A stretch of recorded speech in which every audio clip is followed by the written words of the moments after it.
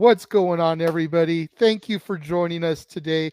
Yet another edition of Throwback Thursday.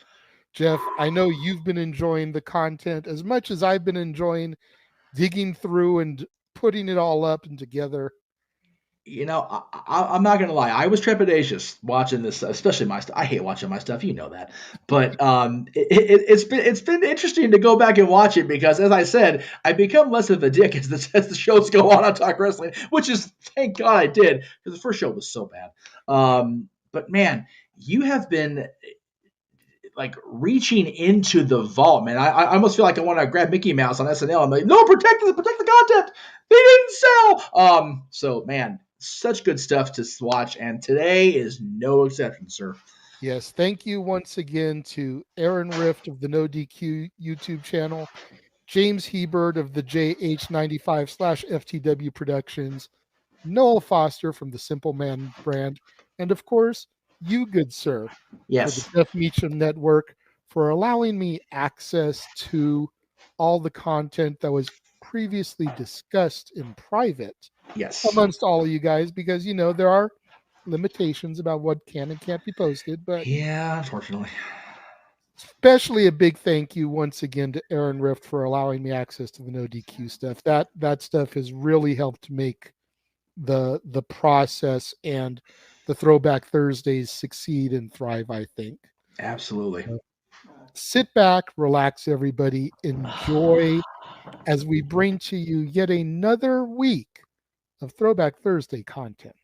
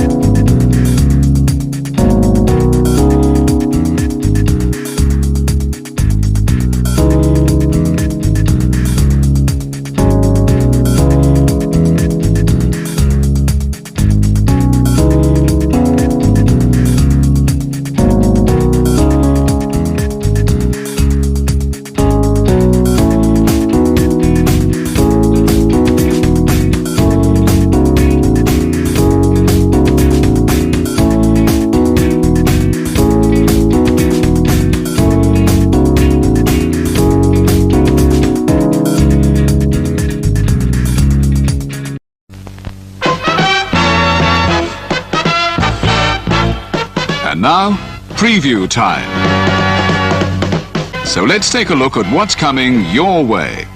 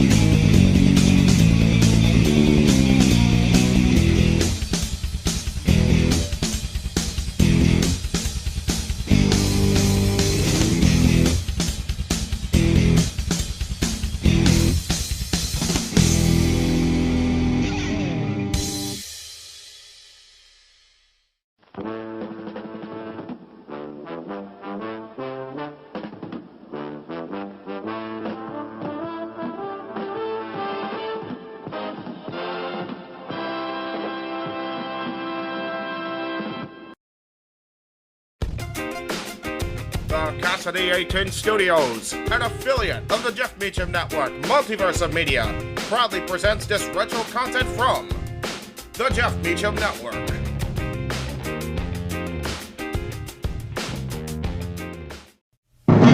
The Jeff Meacham Network's Multiverse of Media.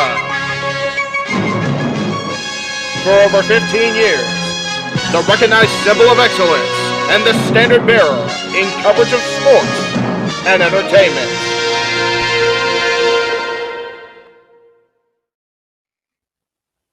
JJ, Jeff, you want to kick this thing off? Because I'm still trying to process everything here. Yeah, it's like who wants to go first? Well, come on in. It's open mic night with your host. you could maybe say there's really 4 topics, but it's split into 6. The Renegade, JJ Williams. The Sammy and Eddie Kingston thing, which one's the better smelling turd? And his panel of co-hosts. I am the founder. We'll call me that for today since we're going with the Jeff Jarrett love theme here this week, according to JJ. The West Coast Professor, Jeff Meacham. Karma is karma is karma. That's professional wrestling!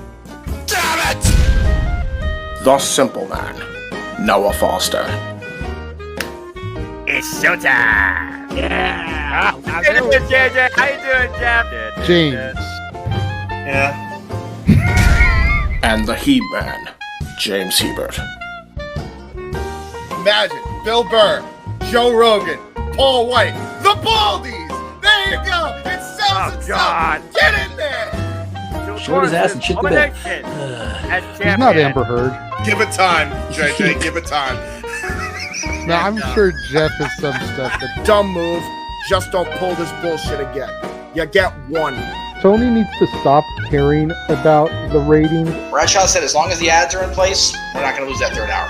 Ring of Honor does not have to be AEW Live. They don't necessarily have to coexist with each other. We kind of saw that tonight to a degree. Along with a panel of guests. He's no longer glorious. Don't you bring that up. You want me to rant about what my NXT used to... No, we are done here for the night. I swear, James. Because you never know who may show up for open mic night. I leave our company in the capable hands of an extraordinary group of superstars, employees, and executives. The first thing that came to my mind was, it's about damn time. Amen! I literally touched everybody in the state's trash. So it's horrible, you guys. Peyton's new thing is Dennis the Menace, but it's funny because she calls it Dentist the Medicine. That's great. When Elliot Taylor came out and did Born for Greatness live, I was popping my pussy, having a great time. I didn't care. I was having so much fun. Sit back, relax, and enjoy the show. Fuck Bill Belichick. Oh my God! Go there. Had to do the friggin' football thing. We ended on wrestling, and then you bring in that shit. That's just how the fan goes off the damn rails. Brilliant, bloody brilliant.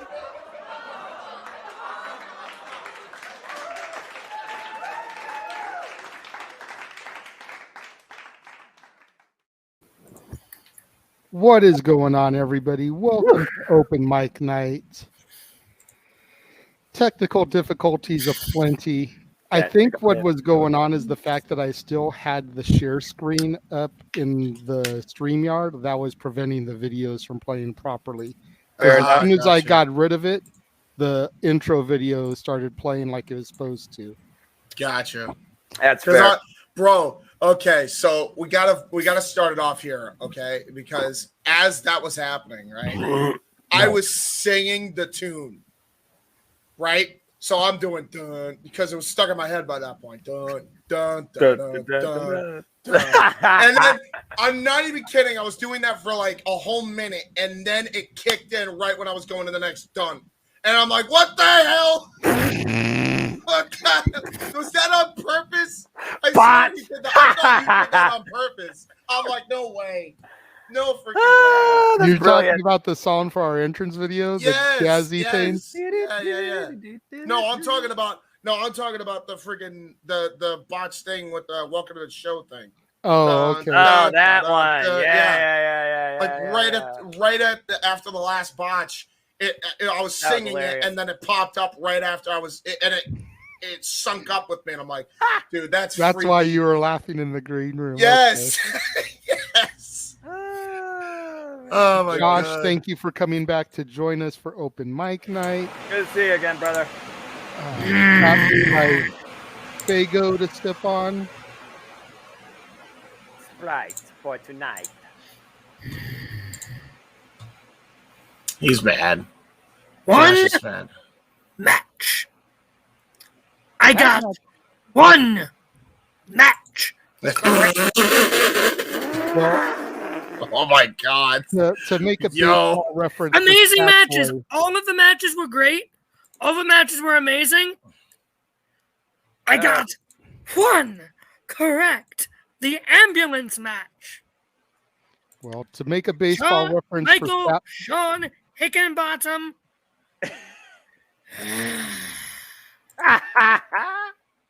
Not my NXT takeover. It wasn't a takeover. Let me hold on. But first off, let me talk to you. Main event, that's professional wrestling. Damn it. Opener, great. Roxanne, good win. Julius, great redemption. Women's title match, highly under effing whelming. Coffin match, it was what it was. It was like, can I continue? You got 10 seconds. So they brought out the other coffin. The rest of the stuff, where they're trying to go for Team Nick or recreate peanut butter jelly time with that, and then the tree. Sorry, run that by me again. Quincy Elliott came out dressed as a banana. Whether they're trying to create Team Nick for NXT with Chase U, or they're trying to recreate peanut butter jelly with that the segment, and then the tree with the roots and the 4 people. Not my NXT. That's fair enough. The main event was one of the best, if not the best, triple threat I have ever seen. That was one of the greatest triple threat matches I've ever got to call. Yeah, that was a fucking that was a chess match all the way through. That's what the they're winner supposed to be, damn was it. wrong, though. Well, the winner should have been Ilya Dragunov, and we should have seen a freaking cash-in. No, first off, no, we should not see a cash in. No way. Fury should not be part of NXT. If the Money in the Bank is Money in the Bank, it should be reserved for literally the main roster. When they get past the Roman Reigns agenda, maybe JJ's booking will come true. So I'm so damn effing glad that this triple threat was based on pure awareness and literally the test of the strongest will, where Ilya Dragunov was fighting on autopilot, and Braun Breaker somehow overcame even all of that to somehow still come out as champion. That was fucking incredible. Yeah, right. Put Ilya Dragunov on the main roster now. Him versus Gunther. Let him take the Intercontinental title off of him. Hey, man, I don't know what you... I'm going to be real. We've seen him versus Walter already. Yeah. I'd love to see him a part of Imperium, to be fully honest with you. Walter did have a hand in training Ilya Dragunov. That's what I'm saying. Back in Austria. So you are on point, James, to a degree. That could be something that could happen some point down the line. I would not mind it. I personally think that's a better shot to do for War Games than whatever the heck they're doing for War Games. So I don't even know what they're doing at War Games, but we'll talk more about that later because we still got country right after. No, you know what? No. Hold on. Shut up. Shut up. I'm going to say it right here, right now. I am a simple man, but I'm also a Christian man. We are taught to forgive. We are not taught to hold on to what angers us in the end. Not everybody in Saudi Arabia is a controversial, political, evil dickhead. There are innocent men and women there. If Jeff Meacham, after years, after they fucked up my mouth in The Fiend, can even watch this show, and so can I. So, ladies and gentlemen, Jeff Meacham Network, Multiverse Media Galore, 2 weeks from today, I will be doing commentary for Crown Jewel. Holy freaking crapola! I am just going to put this out there. I'm only going to say just no more political backstabbing if we're going to do this. Please. We've already had enough of that. That's all I ask. That's all I ask if you guys are going to do that. Now, let's get back to on track here because, again, this is not a four-man show.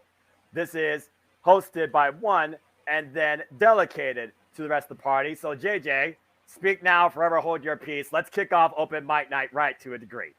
Well, thank you, Noah, for allowing me to speak. I've been trying to speak a few times here and kept getting stepped on, mainly by Josh, but it is what it is.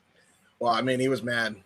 He was, but, I was trying to make a little inside joke for the stat boy if he's watching, to use a baseball reference. I batted 500 today. I came right down the middle. I got 3 right. I got 3 wrong. So same. And it's funny because the first 3 matches, I got all right. I was like, cool, I'm on my way to sweep this. And then the ambulance match happened and everything went to shit. Yeah. As it does sometimes, as it does. Well, what are you going to do? Hey, Josh. It is what it is, baby. Yeah, Josh only got 1. JJ got 3 out of 3, 3 out of 6. I don't know what Noah got, and I'm just here like, what the hell? 3 out of 3 as 3 out of 6 for me as well. Question mark out of 6. Well, we've got a few different topics to discuss tonight. All right. I don't think anything is going to be too controversial, too long, too meat and potatoes, because it honestly was just a quiet week this week once again. It's nice to have that once in a effing while too, to a degree. I'm just saying. Well, most definitely. Most definitely. I mean, for the one side of things, for the Aaron Rifts and the Sean Ross Saps out there, it makes for less traffic to their websites, which that's their bread and butter. But at the same time, for people on the internet and the social medias that get wrapped up in some of this stuff, you poor fools. It's nice to have a little bit of a breather from the drama. This is supposed to be a form of entertainment, whether you call it professional wrestling or you call it sports entertainment. It's supposed to be a way for us to escape the drama of real lives and not get sucked into the drama of their world. At least not the real life drama. The fake drama on TV is one thing. The real drama in the locker rooms is completely different. But that's what draws you in because you want to be engaged in the story, in the character development, and how it portrays in the friggin' ring when it comes to not just pure athletic competition. Yep. So now listen, you could do. I will say, in the interest of fairness, if there are real life incidences that have happened, but there is something redeemable and you can make money with it, go for it, right? As long as you can weave it into storyline and in a non-offensive way that doesn't just make me be like, ugh, cool. Exactly. But rarely does that happen, as we have seen lately. Just saying. Anyway. No, I mean, I knew he was going to go there. And you guys already know how I live. I don't know news until you break it on here or I open up the app and see it. I don't tweet. I don't scroll. I don't follow. I simply know what I know when I know. And I don't the rest. As simple as that. And knowing what we love about you, Noah. I was about to say, knowing the Segway master himself, JJ, there was a reason you were mentioning all that. There has to be a reason. No. Like I said, there's not a whole lot of drama this week. I mean, the first thing I really wanted to talk about before we get to your thing that you mentioned there on the air, James, is I just wanted to give a brief shout out at the start of our show to my buddy, the Puerto Rican pit bull, Gino Rivera. You can see his head circled there. He got to be part of security for the Lashley Lesnar segment that kicked off Raw this past week. Oh, wow. Champion in multiple federations, trained out here at the Santino Brothers Wrestling Academy. He's been on Championship Wrestling from Hollywood, Battleground Pro Wrestling, Championship Wrestling from Arizona, number of federations across the states, been champion for quite a few feds. He's an amazing heel and an even better friend. Good for him. Again, you want people you care about to succeed, so take the opportunity wherever you can when it's presented to you. Shauna Reed's been at freaking SmackDown, so I wish her all the best. She's over in the UK. We've seen cameos from people in and out of AEW Dark on WTV2. At the end of the day, you care about a person thriving in wrestling. Absolutely. Not the character where they're at. What's up, James? You have your hand up. What's up? I have to ask. Can you go back a couple pictures? Because there was a man, I swear to God. Let me know if you see the right picture. One. Yeah, okay. Go to the next one. Go to the next one. Is that Akira Tozawa? That is Akira Tozawa. Oh, my God. What is this now? What is this? Well, they had wrestlers out there with them. Yeah, about to say. Sheldon Benjamin was out there, too, I believe. I mean, you can see Scott Gable there. Okay. I thought he was a part of security, and I was about to, what the hell? No. What is you can see Pierce out there. Oh, my God. Oh, Lord. But, yeah, you can see Gable there. Notice they had quite a few wrestlers out there also. But hey, man, all I'll say is congratulations to the Puerto Rican Pitbull. And also, please use Akira Tozawa better. Please, for once. Please. Please. Triple H at least he got out of catering for the day. That's true. And Triple H is not a miracle worker. For the day. For the day, that's the problem. Things don't happen overnight. All right. That's all I got to say about that. And Can thank you you, just Mr. release Audio. him at this point and let him join the X Division, please? He has done quite a bit in the business. Feel free to reach out to him on Facebook. He's down to do interviews and promotions and whatnot. Just an all-around good dude, like I said. Respect. Nice. So while we were on the air, James brought up. Oh, yeah. Here we go. Uh-oh. How come the WWE, and as creative as they are, can't come up with some legitimate team names specifically for their female tag team roster? Hey, Mr. Sadio, stick around because I'm about to go off on the sexism on this goddamn company because I've just about had it. There you go, James. Thanks. Everyone grab your drinks and get ready for a rant. This is Open Mic Night, and James has a live mic. Where's my rosary? Yeah, Lord have mercy on these motherfucking souls here. I'd love to know why, and I said it at the top the minute I came on here, and I saw that they put no effort in the NXT tag team names. Why in the blue hell can a man like me, who has not ever been in the industry once, with the exception of fucking Ring Crew one time, all right, and runs a rinky-dink CAW league that has zero money to its name, right, and can book better team names than the biggest wrestling company in the goddamn world? That is fucking abysmal. Abysmal. No excuse for that. I don't care if you're Paul Levesque. I don't give a damn. I don't give a damn who you are. All right? Unless your names are Ivelisse and Diamante, chances are you need a damn tag team name. For real. Like, this is absurd to me. Okay? I have team names for all of my tag teams in my CAW show. They haven't even fucking debuted yet. They haven't even debuted.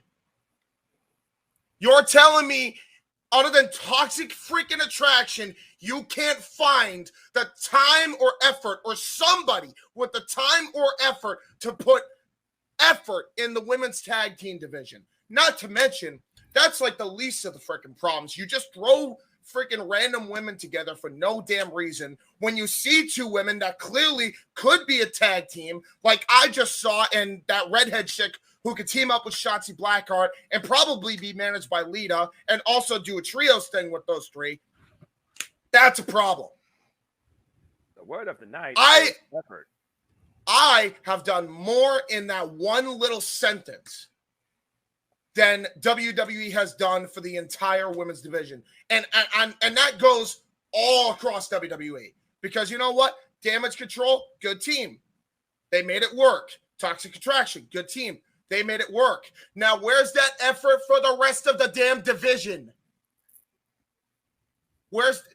Fuck's sake, Impact puts more effort in their tag team division, for crying out loud. And they have like 6 teams a freaking week. Do we not see the problem here? Do we not see the problem? Like, it's infuriating to me. It's not even like, bro, it's not even the fact that I'm like, oh, you know, big time pro women's choice, which, don't get me wrong, I am. But it's like, it's not even about that. I'm just sick of people just being lazy with shit, man. Do better. Stop accepting mediocrity. And that goes to the freaking women, too. Stand up for this shit. I shouldn't be saying this. You all should be, too. To be fair, I think that's what Sasha and Naomi were trying to say when they walked out. Well, you know what? So is Bailey. And we heard that she's on her way out the effing door. I wonder why. The fact that there are even rumors about that, you know, gee, I don't know, put 2 and 2 together. Tell me I'm wrong. Tell me when I'm telling lies. You're not. I hadn't heard the one about Bailey. Yeah, no, I've not heard that. Yeah, there was a rumor on that. I don't know. It's probably bullshit. We talked about this. Fair enough. If it's bullshit, it's bullshit. Exactly. But still wouldn't surprise me if Bailey was pissed. I mean, look at her now.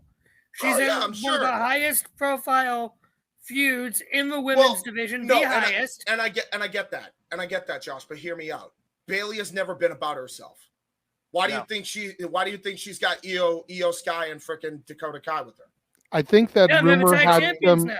I think that rumor had some precedent when Vince was in charge, because I know Bailey had tried to pitch either what is happening now with Damage Control or something similar in the past, and it was vetoed. Dream work, yeah. But now that Triple H is in charge, it's happening. So that could have been just an old rumor that resurfaced that she read. Because I don't know why she would have issues. Yeah, that makes sense, actually. Never mind. Disregard that then.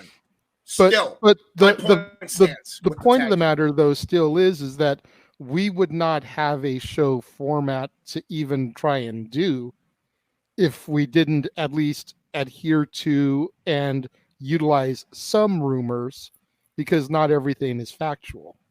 Exactly. You know, we'd have no grounds to have open mic night every week like we do. So rumor, fact, irrelevant, you still make a very valid point when it comes to the fact that, as I said during the broadcast, between Michael Shawn Hickenbottom, Shawn Michaels, Paul Triple H Levesque, and Paul Heyman, and Stephanie McMahon, there are 3 uber creative people right there. Yep. And I mentioned Stephanie in there too. I gotta include that in there as well, because I don't know, hasn't she been the one that's been quote unquote advocating for women to get a chance in the company? What do you call this? Supposedly, but we still don't really know how creative of a force Stephanie has been in the past. Yeah, you know, we don't know what ideas and storylines that have been implemented have actually been. Yeah, we saw how that her vision. So, but we know the stuff that Heyman has done in the past. We know the stuff that Hunter has done in the past. We know the stuff that HBK has done in the past. So that's why I jumped to those 3 names. But again, as I alluded to, JJ, you're talking about 3 old men that are trying to guide women's creative divisioning. They don't have a female presence. That's why, as James alluded to, Impact Wrestling, with a guiding force like Gail Kim, that's why they're the standard in women's wrestling in depth, creative, quality, and quantity. They're just on the very smallest spectrum of the wrestling industry because of where they're at. Well, okay. But here's my counterpoint to that bit, which, yes, I agree with everything you're saying about Gail Kim. She's brilliant in Impact. What she's doing with Impact, brilliant, magnifique, right? But, like, it's not a gender thing. No, it's not. That's my point. It's a laziness thing. That's what it feels like to me. Now, well, I mean, when you there work is for the some biggest sexism company to in the that, world that but- can never go bankrupt, it feels like. You kind of Right. get a sense that there probably is some contentment from the higher-ups. Well, I mean, come on. Grow up. Random Yes, name Josh. generator brought to you by Apple. Right? Yes, I'm Josh. going to play a little devil's advocate here. Go ahead. Go for it. That's fair. You're assuming that some of these teams want to have a team name or they want to be recognized as this, by this nickname or something. But why not just go by their actual names? They don't need a special team name. Not then all don't- teams do, really. Well, then But don't. that might be part of what they're going with. Like some you just don't need. That I Okay. think might be part of it. That's Here's fair. the thing. I mean, you think about like Arn Anderson and Tully Blanchard. It's like when they went out there in the NWA, they didn't constantly call them the Four Horsemen. No. They just called them Arn Anderson and Tully Blanchard. It wasn't And- until WWF that they were named the Brainbusters. Doug And here's Furnace the and thing, Phil too, LaFon never yeah. had a team name. Yeah, and here's the thing. You'd think, if these teams wanted team names, they'd just say to Triple H, hey, how about this name or something? And he'd That's go fair for enough it. too. Yeah, like this is Triple H we're talking about. He gave us the Four Horsewomen. He gave us Wow. Rhea Ripley, Bianca Belair. You're acting like Triple H doesn't know how to do women's wrestling. I'm not Vince saying. didn't know how to do women's wrestling. Okay. Now, that's Okay. a fact. That's a fair. fact. I'm not saying he doesn't know how to do women's wrestling. When it comes to singles, absolutely Triple H is ahead of the curve, bar none. Tag team, not so much. And granted, yes, should the women be advocating? Absolutely. But is that their job 100% of the time? Is their job realistically to go out in the ring and put on a match or cut a promo? Like, that's my point. It still should come down to the person in charge of creative to actually give a fuck. And right, I'll give you one better, right? You talk about what if they want their individual names in there. I'll give you a great example of what I do on my show. And I do this with my male tag teams. I got to do it with my female tag teams. I put their names in the nameplate graphic every time, along with the tag team name. No reason why WWE can't do that. Again, it's just laziness. Granted, fair point. Women should be advocating for themselves as well as, and nobody else is going to advocate for you, especially in that company. But still, point being, they're still lazy about this, and it needs to change. That's my thing. I feel that's a fair conclusive statement because you definitely can tell there's been a sense of contentment to a degree, even under this new regime in WWE. Yeah, it's like Triple H couldn't even be bothered. Ever since the Sasha Banks Naomi thing, like even he doesn't care. Oh, no, I don't think that's it at all. No, I feel that. I feel that. No. Again, that's your take, and you're Yeah, entitled everyone's to that. entitled to their opinion. But That's fair. the thing But, is, like- when it comes to, let's just put it out there in perspective, this is about at the forefront tag team wrestling. It is still, in my opinion, the biggest flaw in the WWE, particularly in the women's division, both main and NXT. They don't have the depth. They don't have the constructual storytelling to build a division, it seems. When I look at the entire WWE landscape, how many women's tag teams, legitimately, keyword folks, legitimately, can you name off the top of your heads for both NXT and the main rosters where it could be maybe merged into one division? Is two divisions even needed or possible to a degree? No. I rest my case, Your Honor. I think the biggest problem with WWE, and again, this is just my opinion, what I see. I think the women, more so than the guys, want to be solo stars as opposed to tag team stars. I definitely agree with that take. And again, That may be part of why so many of the teams seem so jumbled, seem so half-assed thrown together, seem like they have no direction, no name. You look at Just tonight on NXT backstage, we saw Zoe Stark and Nikita Lyons. Yep. Zoe Stark very easily should be challenging Mandy Rose for the women's title. I know she's had a couple of title matches for it, but it's like she came back, had a couple matches for it. Oh, I lost. Let me do this tag team thing. No, stay on Mandy. Chase her. Create a program. There you go. Nikita Lyons. Not ready for Mandy by any means. Had a thing with Lash Legend for a minute. Wherever the hell that was over, done. Do this tag team thing. Right. Instead of pursuing the next person, moving up the ranks of the ladder, so to speak. Thing was over with Lash Legend. Go after Cora Jade. Go after Roxy. Go after Gigi or JC on your way to building your way to Mandy. Right. But no. I'm done with this program here. Let me do a half-ass tag team. It's so and then I'm gonna job to Caden and Casey, or Katana and Caden, whatever. See, even you can't get the names right. Exactly, because how often are they on my TV screen? Not enough, clearly. Thank you. Therein lies the fundamental problem. So they're gonna go after these girls who I can't even remember the names to, but are the champions, and lose. And then what happens to them? Exactly.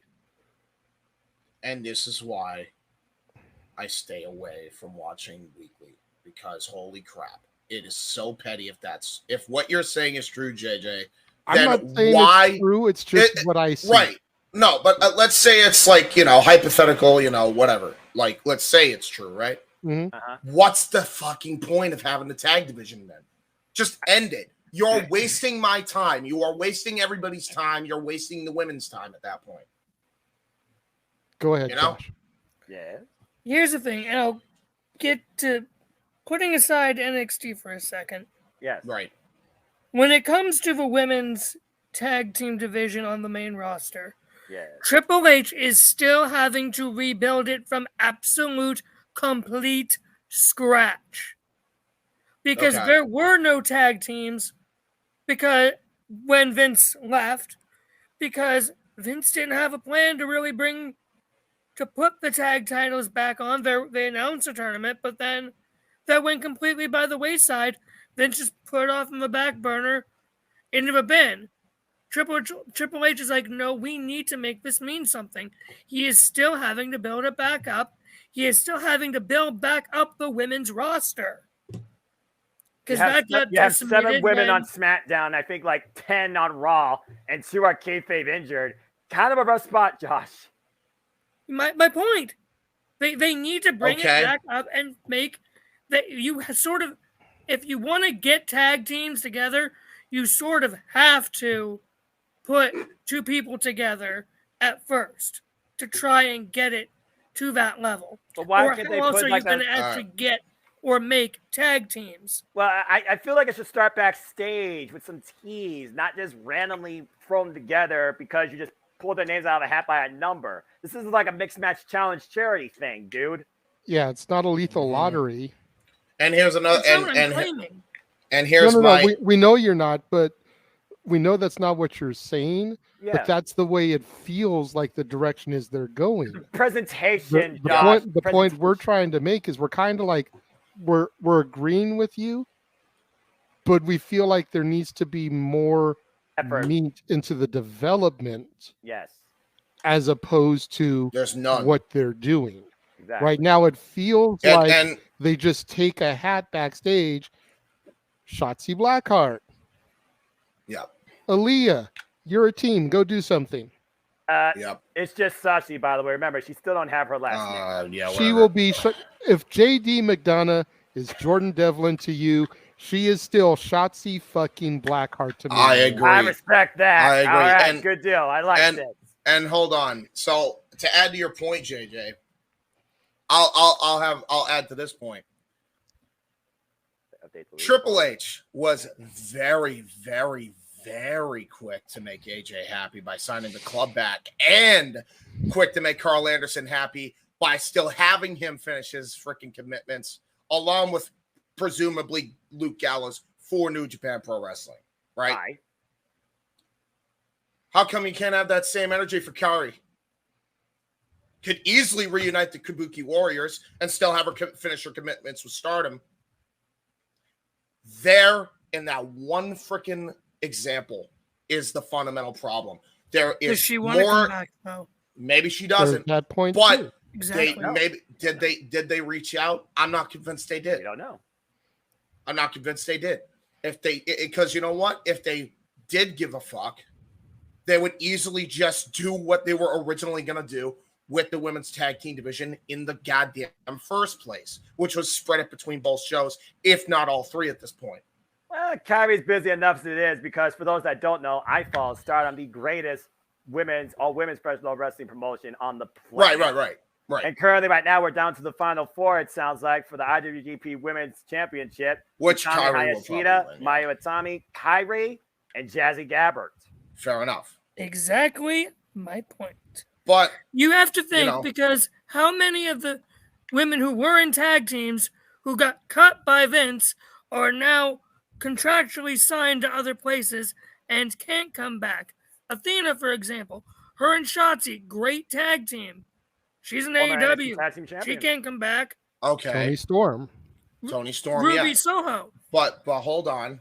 There's still other women out there. We're narrowing it down here. Kairi, yes, might be contractually contracted to Stardom. Did we reach out? Maybe there's a way they can make a deal with her to still be that women's champion.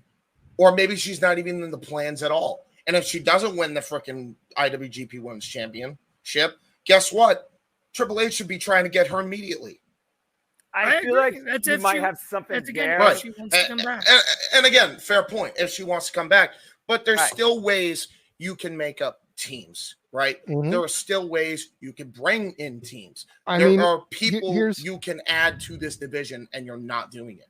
Here's a team right here. And whether it's crossed creatives' minds or not, it seems like it would be a perfect fit. You've got Nora, Molly Holly backstage doing work. Yeah. Why not have Mighty Molly and Nikki ASH as a team? My God. I mentioned this. I mentioned this when the Women's Royal Rumble was a thing. That should be a team right off the bat. And Gregory Helm is an agent also. He could make appearances as the Hurricane to manage them. Yes. You kidding me? Superheroes in Training, part 2. Oh boy. I think we're trying to get away from the Nikki superhero stuff. I thought you hate that character. Didn't you call her a goddamn? We're trying to get away. You know what? I would tolerate it if she was with Mighty Molly. I ain't even gonna stunt with you, Chief.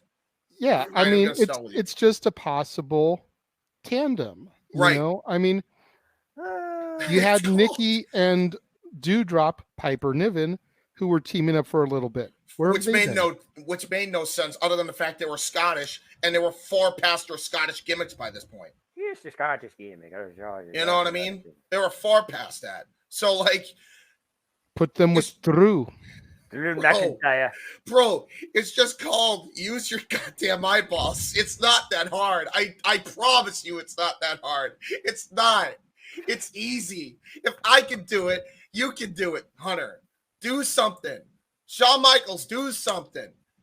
Paul, do something. Come on. Yeah. Well, only time will tell, my friends. But good talk. Only time will tell. Yeah. The big news that did come out of WWE this week, and it's still just kind of a rumor, we haven't gotten confirmation from WWE yet, is that Day 1 is being canceled. What? Until wait. They don't have a December show. What the hell are you talking about? You telling me that after Survivor Series, they aren't going to have anything to the Royal Rumble? As of right now. I was just about to say, until they announced this new NXT show that's going to be going head to head with Ring of Honor Final Battle, which was announced this week, and we'll get more to that in a little bit. Yeah, there was nothing that was going to be on the calendar from Survivor Series to Rumble. And I'm also hearing rumors that with this being canceled, Triple H is looking to scale back on some of the more gimmicky pay-per-views, PLEs, whether it's Elimination Chamber, Hell in a Cell, etc., trying to get rid of some of those Extreme Rules, get rid of some of the more gimmicky pay-per-views. I've been saying that for the longest time. When is a gimmick actually matter when booked?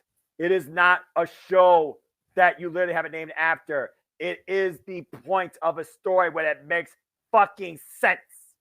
Money in the Bank was always top tier, own draw, own expectation of opportunity at WrestleMania. Hell in the Cell was the ultimate bad blood and fucking game at shows like Unforgiven and No Mercy. I think about Steel Cage not as an end, but as a filler tool. And that pretty much you could skip in anywhere, whether it's friggin' Backlash, whether it's SummerSlam, whether it's insert premium live event or pay-per-view here. You don't need a gimmick premium live event every damn month of the year just because you think you can market it. And bring back the old Elimination Chamber, damn it. Anyway, continue. No. That's a great rant and diatribe, because the schedule that I saw proposed basically only had 9 PLEs. But here's the thing with that: WWE is contractually obligated by Peacock, of course, to do 12 a year. Yep. Okay, that's where the NXT ones come in. We know that. No, I think it's specifically non-NXT ones, JJ. I think there is a point to what Josh is saying there. It's non-NXT ones. Main roster PLEs, there has to be 12. They are, from what I've seen, they are likely getting rid of Hell in a Cell. Extreme Rules probably too. Chamber they're going to keep. That makes just sense to keep. Then call it No Way Out at least, please. What? Yeah. Call it No Way Out if we're going to do that. Well, it's still going to be in. I saw this too, that they're thinking of bringing back the King of the Ring. As a PLE. And Day One has been officially canceled. They have taken. I off haven't of seen a WWE's WWE press release, so that's why I still say it's a rumor. Well, the arena itself took it off and put a live event there, so it's official. What the? Okay, so they might not be doing a pay-per-view there at all. They might be trying to do it somewhere else. Yeah, but okay. I've also heard potentially this year. them doing a UK pay-per-view every year now. Yes, that was Specifically one of making the it other King of things. the Ring. That would be awesome to do King of the Ring in the UK. That would make so much sense. So would Clash at the Castle count as 12 then? No, it wouldn't be called. They wouldn't do Clash of the Castle. No, I know. So my question is, like, is that counting towards the final tally? That counts as a For this year, main roster PLE. Yes. How many have we had this year? Well, according to my league, I can give you a more definitive number. Probably here. Yeah. 3. Give me a second. Because if Clash Well, we at the had Castle Day counts One. as ones, yeah. We had Rumble. We had Chamber. We had Mania. We had WrestleMania Backlash. Let's see here. What was May? Hell in a Cell. Yep, Hell in a Cell. That's right. Money in the Then Bank. Money in the Bank. We had SummerSlam. SummerSlam. Clash of the Castle. Extreme Rules. And Crown So Jewel. that's 10, and then Crown Survivor Jewel, Series. Survivor Series. Oh wow, they already reached their limit then. Yep. Shit. All right. Well, there you go. So we won't. If that means that they're going to build up Rumble again and make it good, I want to see Triple H's first Rumble produced. Exactly. Let's put that in perspective. Next year will be fully produced Triple H premium live events. And the only Vince marquee that we have at this point is the Roman Reigns agenda for WrestleMania with The Rock. If that still comes to fruition. Yeah, big if still. But again, Roman still has the titles and is holding the WWE hostage as far as putting a separate champion, top champion on Monday Night Raw. And the beauty part is that WWE has put enough chess pieces into play that they've got backup plan A. Cody Rhodes wins the Royal Rumble, challenges Roman Reigns. I really feel like that, yeah. Backup plan number B. Sami Zayn gets kicked out of the bloodline, goes to challenge Roman Reigns. Backup plan number C. Jey Uso gets tired of Roman's shit with Sami and challenges him for the title, having main event That's Jey fair. Uso come full circle. Yeah, that's fair. Backup plan number 4, Bronathan Breaker. Yeah, I That's a think it's stretch, too John. soon for Stretch, him. but maybe. No. Stretch, but Again, I think it's Braun too soon Breaker for Braun. Yeah, Braun Breaker retained the NXT championship. He's going to Yeah. be there for the long haul. Yeah, I He's don't know if got he's a going to lot be of there work. for the long haul, but even if he makes it up to WWE's main roster at the Rumble, let's say, I don't see him challenging Roman at Mania No. this year. No. WrestleMania 40, possibly. And that might be my WrestleMania 39 at SoFi, too soon. Yeah. I still say Gunther or Sheamus should do it, but Well, Sheamus ain't going to be able to do it anytime soon after what happened last night on SmackDown. Jeez. Yeah. Well, Still haven't seen SmackDown. So. I'll tell you right now. I mean, they got more than really those people. I mean, those make the most storyline sense. But Yeah, that's what I'm saying. Is I know they have plenty of. But other I mean, pieces they can put into you know, play, but still do it. those three from a storyline aspect make the most sense. And then option 4, Austin Theory in his briefcase. I mean, I'm just saying he does have the briefcase still. Yeah. Whoever Roman faces at Mania could end with a Theory cash-in. Fair. I'm not gonna argue Until that briefcase is taken out of play, whether he defends it and loses it, cashes in and loses, or cashes in somewhere else and wins, like the NXT title that we thought possibly tonight. You can't count Theory out. You just can't. He still has the case. I agree. You can't. Yeah. I agree with that. The case is still very much in play. I would like to point something out that going back to the fact, day one is now canceled.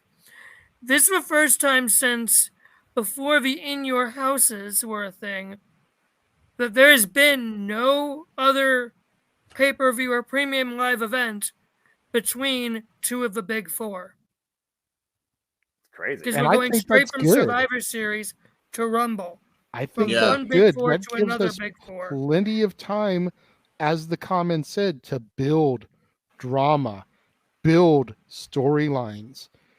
Make the Royal Rumble matter for the have men, particularly. people contend for spots in the Rumble. Yes. The WWE roster, the male roster, is so bloated, even with the NXT talent, that you could have matches for people to qualify to be in the Rumble. Yes. Make it matter. And then you still can keep 5 slots for surprise entries. So Cody Rhodes can make his return. So whoever that they want to trot out as a surprise marquee name can get that crowd pop. Yeah, Could you imagine, gentlemen? Close your eyes for a second and think this. And please don't laugh at how crazy this sounds. All right, Considering the fact that the forbidden door has been opened, okay? You know, we all saw what happened with Mickey last year. There were talks about trying to get Billy Gunn for the DX segment. Things just didn't work out. Yeah. Imagine, it's just if you people are will. petty. Let's be real. Imagine, if you will. It's the number 30 slot. The countdown goes. The buzzer sounds. I think I know where you're And the going. strains of Judas come over the speakers. You say no. I said don't quickly dismiss. Jericho has good relations with the company. Not Triple H. Not Triple H. Yeah. That's I'm with why he Josh didn't there. return like they expected. Yes, he Never Triple H say had to never. fall out. And I'll be Never say real. never. We thought we'd never see Vince McMahon retire. I'm going to be honest with you, Chief. It's a long shot. I will give you guys that. But just imagine. I thought you were going with Omega. Yeah, I thought Punk. I was going to No. like, what? Oh, No. God, No, God, no. Okay, listen. Yeah, Jeffrey alluded to that. If I'm going to tell you this right now, and there is some pettiness to it, but there's also a point. Okay. If As long as there's Triple- a point, go for it. There's a point. Well, there's a couple points. There is penniness involved, but I'm going to go with there is a point in Triple H's logic, I think, as well. I'm going to just say it right here, right now. And this is going to be a controversial take, but fuck it. Anybody in that AEW locker room that isn't freaking Max or Moxley or Danielson is absolute cancer right now until proven otherwise. Don't at me. I'm sorry. Like, if I'm Hunter, I would not hire a single person from them because everybody has shown that they have their own agenda. They do. And granted, it's an ego-driven business. That's whatever. But you know what? It could be an ego-driven business where they could also get everybody else to the same freaking goal. The problem is that hasn't happened, not just in AEW, but also in WWE in some cases. Right?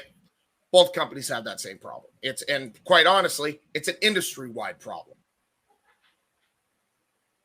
That's where the petty point comes in. Because if Triple H won't even say yes to a former running buddy because he's in the AEW locker room, I know he's going this, then that is petty bullshit.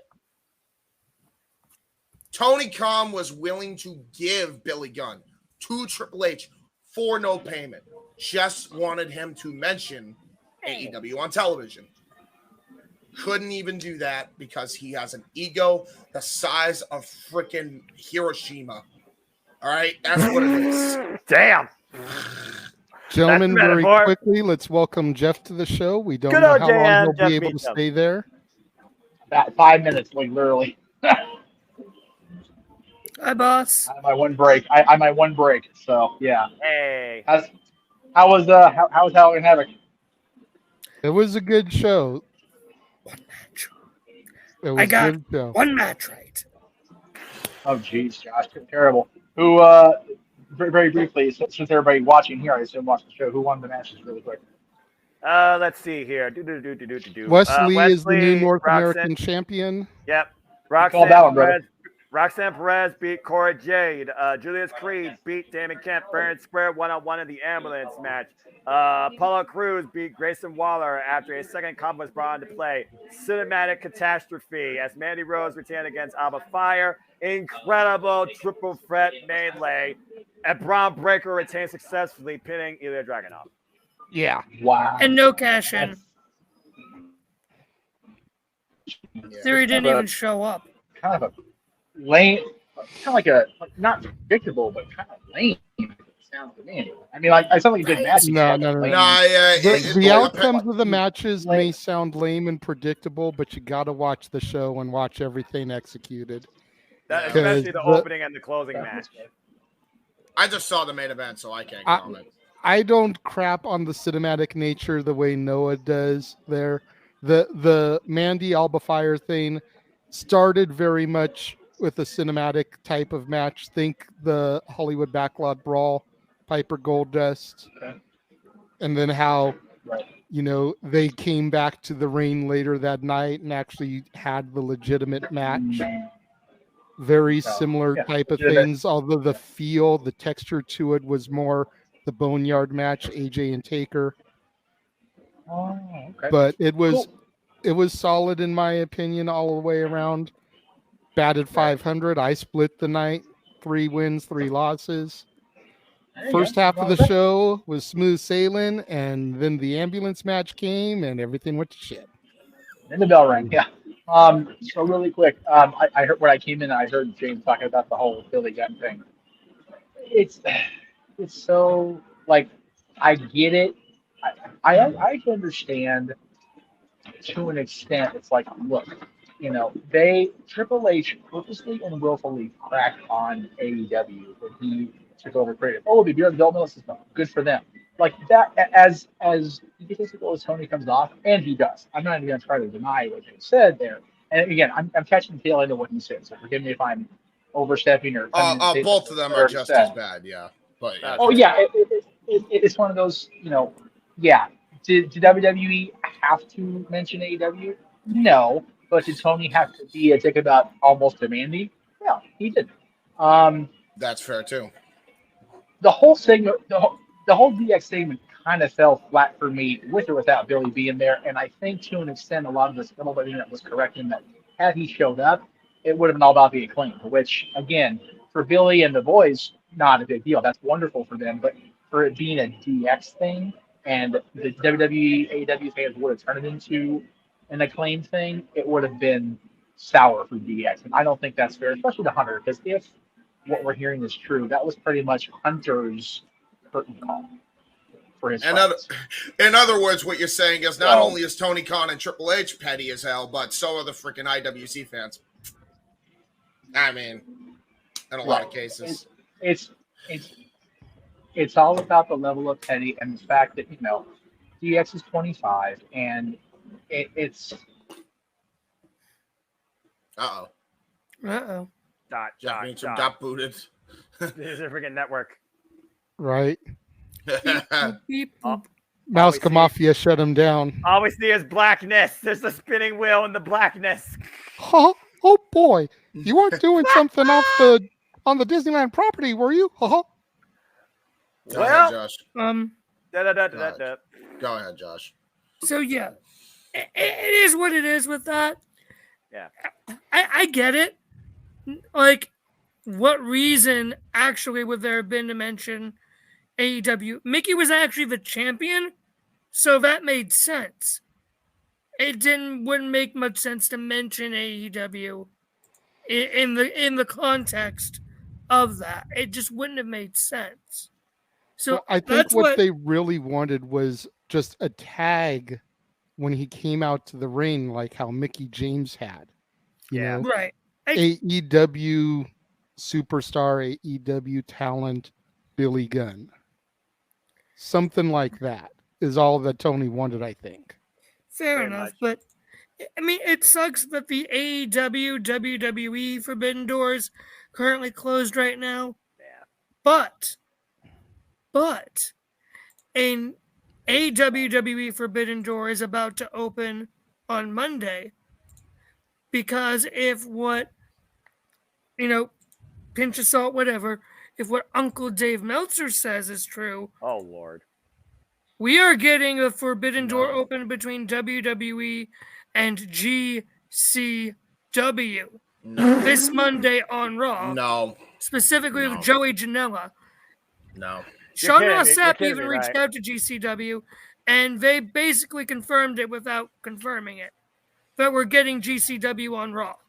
The same company that's known for using glass, blood, barbed wire, thumbtacks, working with the company that says you cannot legitimately injure somebody, where Ronda Rousey just wanted something as simple as thumbtacks in her match, are actually working together on the flagship show of this company.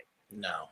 Basically confirmed by Meltzer and Sean Ross Sapp. I call bullshit. I call bullshit until I see it, number one. Number two, if they're Joey really Janela has been specifically telling and Joey Janela is about as reliable as toilet paper around my asshole. So, come on. I'm just saying, if we're hearing about this from both of those two, I get it if don't want to care about what Meltzer says. Neither do I. But if Sean Ross Sapp got a statement that does not deny it, then listen, man.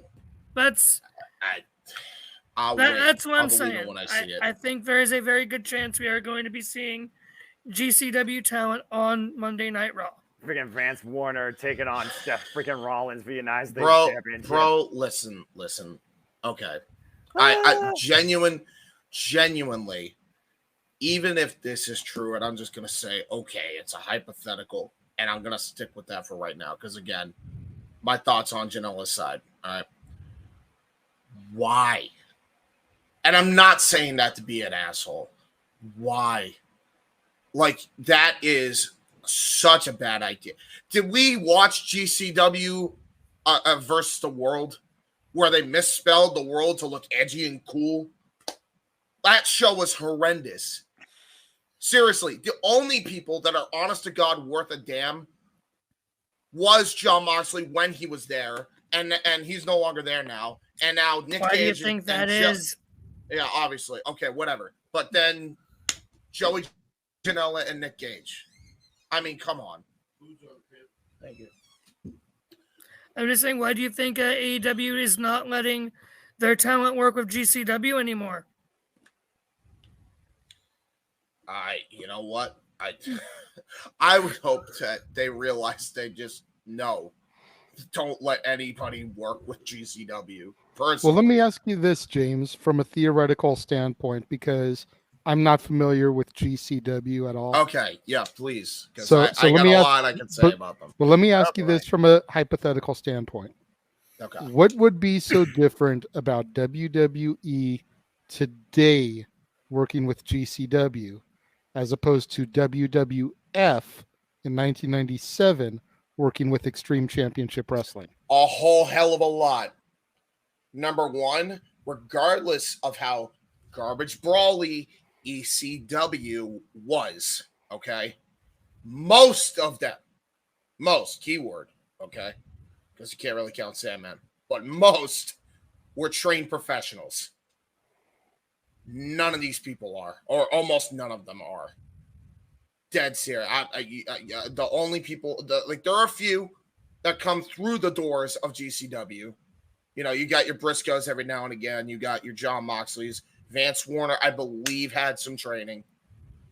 But for all intents and purposes, most of these people, you know, unless you're Nick Gage and actually could draw eyes, like, most of them aren't trained and they're not worth a dime. Dead serious. And especially after what I've seen, like, seriously, watch GCW versus the World. None of that undercard's going to come in. If they work with GCW, it's probably going to be with those names: Nick Gage, Joe Janela, you know, the Briscoes, if they're still there in any capacity. Like, those are probably going to be the names they get from GCW. None of those people from that ladder match on GCW versus the World, I guarantee you, are not going to be on that show. Guaranteed. There's no, I don't, maybe they put Effie in there, but I don't know. I don't even know how you fit him in. Noah, do you echo that sentiment? It's one of those things where GCW is, again, one of those companies that really dedicates to its internal hardcore fan base. To a degree, I feel James has a very good point, because a lot of those people, you don't really know them for anything else outside what they do in unscripted, uncoordinated, violent, barbaric nature in GCW. It's pretty much the only realm you know them for, too. So right. There are, again, few marquee names. Maybe Allie Cash, another one, because she made an appearance on Impact Wrestling. I think her and Effie are actually the tag team champions, if that tells you anything. There's a couple of other, like, luchadors there to a degree. But, yeah, beyond that, there really isn't a lot to take away for the mainstream draw out of GCW that's recognizable to a degree. Yeah, it's... Hey, James. Go for it. I just DM'd you both the article about GCW and Raw and the statement Sean Ross Sapp got from GCW. That's fine. Honestly, with anything dirt sheet related, don't care anymore. Fair enough, just fine. Let you Fair know. enough, but like, yeah, I messaged JJ during the last conversation because I knew if he had this up for topic, so I figured that would have been a nice segue into this topic to see what everyone's thoughts are on the fact that we are getting another forbidden door open with WWE. I mean, and again, New Japan, and they're letting Carl Anderson and Luke Gallows work. They have a lot of dates next year in New Japan, and they're letting them work them all. Yeah, until Wrestle Kingdom, yeah. So I wonder now if we finally get that NXT documentary finally put on the Peacock, because I think part of it was, some of the people were wearing New Japan shirts and didn't want to take them off. Darren Young being a prime suspect in that one. Right. Maybe now we'll get that documentary. Maybe, you never know. Well, the thing is, though, WWE is still the ultimate entity, and at the number one forefront, they are their own company that sells themselves on privacy. That's why everything there is literally rebranded to be only defined that WWE owns this, WWE made this, WWE crafted this. So the fact they are at least allowing Carl Anderson to finish out his New Japan dates, that may show something to a degree, but I would not put more stock into it than that. And I still haven't heard much more about the whole NXT thing. I don't even know if WWE still tries to work with All Japan Pro Wrestling, because I know that was their turf to try and plant NXT Japan. I still feel like there's a lot of suspension of disbelief to a degree as far as even putting the words Forbidden Door and WWE in the same sentence. Fair enough. We shall see what happens on Monday. Yeah, absolutely. I mean, if it ends up being true, there you go. I'm going to theoretically say great. Like I said, I don't know much about GCW, but if WWE is starting to be willing to work with other companies, then that's a good thing for them, in my opinion. So we'll just kind of see what happens, you know? Exactly. If they show up, cool. If they don't, then they don't. Right. And at the end of the day, nobody really, benefits more out of any of this stuff than literally the WWE, because again, they are the ones with the most money. So I mean, exactly. I mean, GCW will benefit in the small run because they'll be able to promote their guys as having appeared on WWE Raw. Right. And if any of those guys get bookings in other territories and other companies, as seen on WWE Raw, but other than that, I don't see them gaining too much out of it. Right, exactly.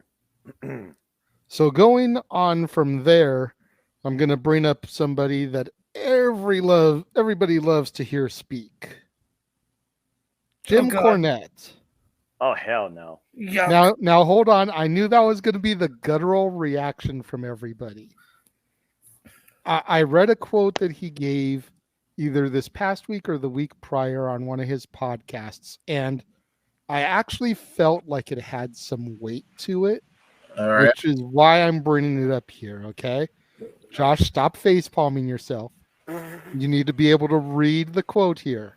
Listen, there are points, but before you even continue, there are points that Cornette does make. A blind squirrel always finds a nut every once in a while. Continue. Exactly. Tony Khan, should have fired him, Andrade, before. I can't believe that once a year at least, Tony has not sat down and looked at his talent roster and looked at the contributions some were making and look at the bloated nature of the nobodies that he just has everywhere. Now, whether you agree that Andrade is a nobody or not, that's up for debate. That's neither here nor there. That's subjective, as we like to say across the multiverse of media. Right. But we all can agree, at least, that Tony Khan's roster is even more bloated than WWE's in the sense that he doesn't have near the television time to utilize the talents that he has. Why isn't he sitting down once a year or every 6 months or something, examining his roster and like, okay, these guys haven't even been on Dark Elevation for a month and a half. Why the hell am I still paying them? Yep.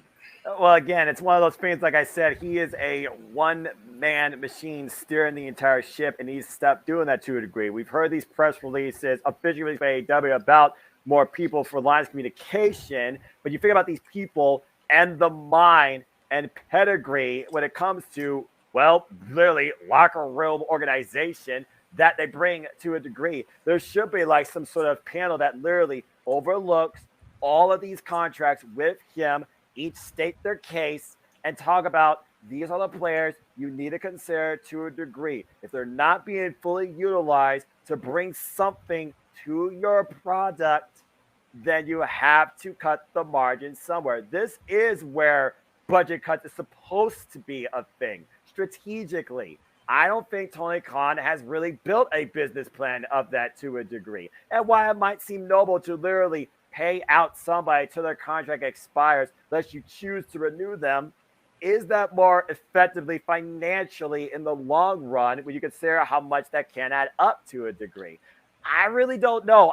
I said this once before, I think with James, and I think literally with Cindy. Tony Khan is a fan. There's no doubt about that. That's why people respect him to a degree. But he is not one of the guys that grew up in this industry. So I still feel there is a bit of a disconnection in a knowledge sense, even to a degree. And without that bit there, I don't truly think Tony Khan will ever fully be able to truly organize the structure of All Elite Wrestling. He's gotten better, but he still has a long way to go, in my opinion, it seems. I have one to add as well to Noah's point. You know, love to know where your concept of the Forbidden Door lies now. Dead serious. If you are so insistent on keeping these guys, why don't you have the same energy for Frankie Kazarian as you do for, and Christopher Daniels, both of them, as you do for Jack Evans, who you released, Angelico, which you're not doing anything with, Anthony Ogogo, which you're not doing anything with. All of these people we are not doing anything with. Also, not to mention, you have a whole nother company with a whole other set of titles that you could be building new contenders around. Not for nothing, I think Anthony Ogogo and Wardlow would be great. I also think Anthony Ogogo versus Samoa Joe would also be great. Big Hoss fucking fight field, right? Yes. There are plenty of people that you could be doing stuff with. You're not doing a thing with them. And you have so many titles at this point that there is, again, I we're going to talk about, I'm going to stay consistent. If Triple H is lazy for not being able to book a women's tag team division correctly, then Tony Khan's lazy for not utilizing his roster when he has enough titles, actually scratch that, more, probably too many titles to do so. Especially with no excuse. I'm sorry. No, again, what I say, James, you and I talked about it. The Ring of Honor ecosystem is overshadowing AEW, and it's hurting both these rosters being built to a degree. Now, rumor has it, if this is the final Ring of Honor preview of this year, and they're supposed to be closing the deal on something to define that company, then maybe we'll finally get a bit more sense of separation and control. When I think about the AEW ecosystem, it's only 7 championships at its company. And that's what the focus should be on. I've been saying for the longest time, Wardlow should be the guy constantly putting out the open challenges for the TNT championship. Yeah. That's how you build a workhorse championship. That's how you build new talent, top stars.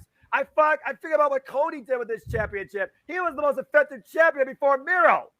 Bro, not even just that. I mean, you mentioned all this stuff. I've been saying it for months. You could do so much with the Forbidden Door that they just don't do anything with. You have Impact.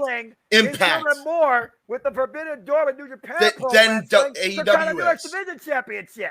Exactly. AEW, they're not even doing anything with AEW unless your name is freaking Christopher Daniels or Frankie Kazarian. What the hell? You have so much talent you could be using this for. None are being utilized. You could easily send some people down there that you're not doing a thing with to go down to the X division or the Knockouts division. I've been saying for months, and you remember this, Noah, I mentioned this multiple times. You could send the baddies down to Impact as a team and win the Knockouts tag team titles and hold them for a couple months. Exactly. You have 3 women's world championships that you could build a faction around, a proper women's takeover with the baddies that you're barely doing anything with. It's just, I'm Jade Cargill, and I just want to be the star of the show. I'm a bitch. Yeah, I'm the bitch. I'm that bitch. I'm the bitch. I'd be having a field day with these rosters, man. It's inexcusable at this point. Okay, before I turn Josh loose, who's been sitting there like playing with his fingers like a diabolical evil villain who's about to deliver his monologue, let me just bring up Legendary Static's comment. I rewound it to your commentary. It's amazing you guys know all the moves. Impressive. Thank you. Thank you. On behalf of my main man Noah here and James, who tagged in for me when I went for dinner, not knowing what part you listened to, Legendary Static, we all thank you. Thank you, brother. Happy to all right, Josh. Fan of wrestling. I'm going to give you the solo shot here. The major shot, because like I said, you look like a diabolical evil villain about to spout out his monologue about his rhyme and reason to why he's trying to take over the world. So let loose for us. Well, JJ, you basically are having me. I haven't even had a chance to write either of my articles yet, but you are basically. I'm going to be giving away basically the entirety of my one article here. Diatribe. In this one. This should be entertaining. Go for it. Well, if you're thanking us for giving you material for your columns, I'll expect a super chat later to reward us for our efforts. Oh no, this is already my thing. I'm just explaining it now because of. Can you do me a favor? Put Corny's quote back up there. Yeah, absolutely. And read Give it one me more time. 1 second. Sure. Try to read it in Jim Cornette's voice. No, I'm not going to do that. Don't do that. Tony Khan should have fired him before. I can't believe that once a year at least, Tony has not sat down and looked at his talent roster and looked at the contributions some were making and looking at the bloated nature of the nobodies that he just has everywhere. Well, ignoring Corny about the nobodies everywhere, here's the thing with Mr. Tony Mark Khan. Ding. Yeah, I know, I don't care. The reason Tony Khan has not released anyone or will not release anyone is because, one, as I've said many times before, he fears Triple H far more than he ever feared Vince McMahon. And two, AEW ran better, was better, when the elite were the ones in charge with the power. When it was Tony just as the guy with the money, with the checkbook, just doing that thing, and he was just there for the name value, and it was the Young Bucks and Kenny Omega and Cody Rhodes booking everything. You get the bloatedness when Vince releases half of his guys, and Tony's like, ooh, WWE stars. I want it. Let's go. Come on. I'm going to sign you all.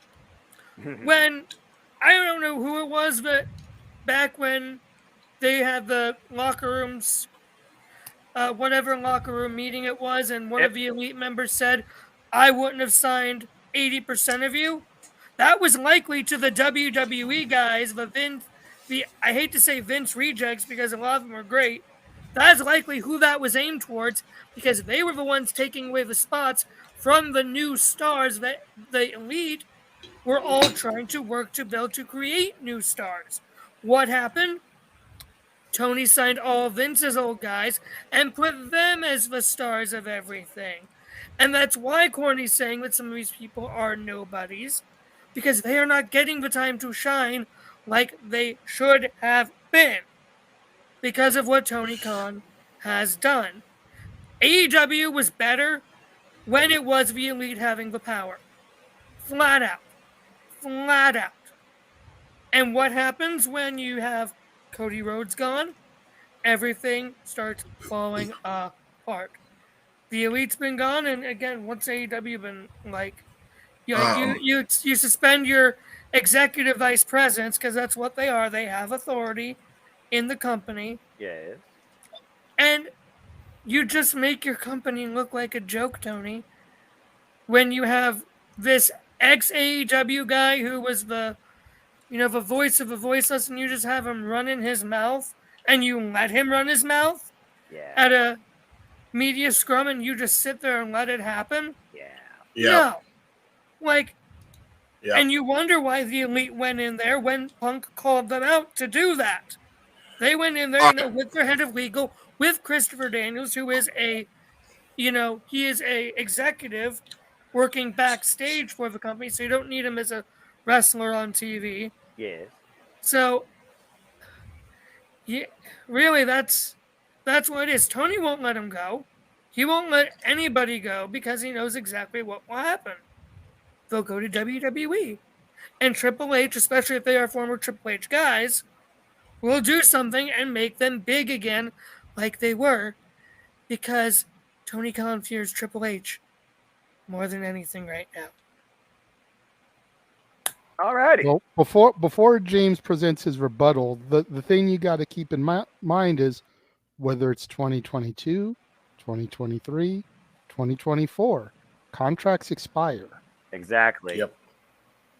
won't not odds renew. that MJF is going to be in WWE in 2024 Oh, are they still look great, really huh? good. Yep.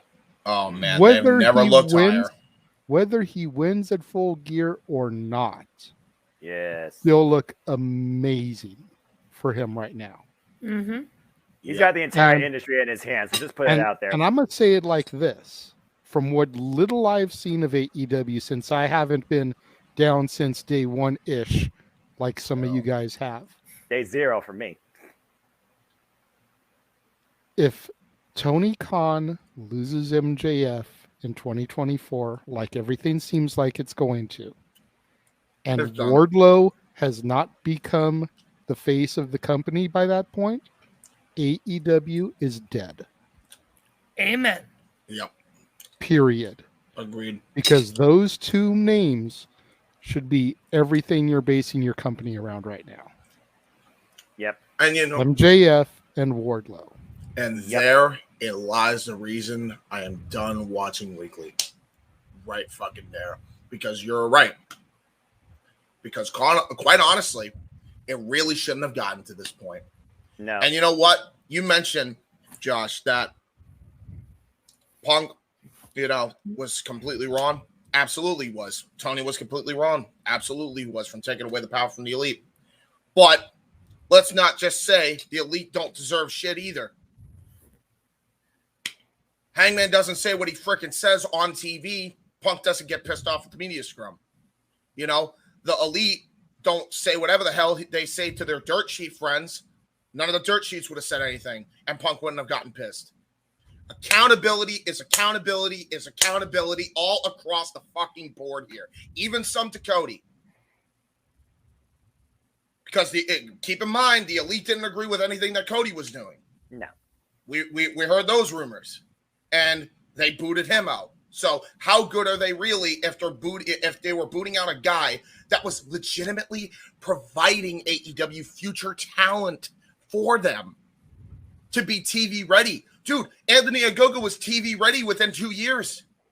That's unheard of. He's been demanding for better fights. He wants real competition. This is ridiculous on all parties involved. Cody, Elite, Punk, Hangman, Tony, all of them.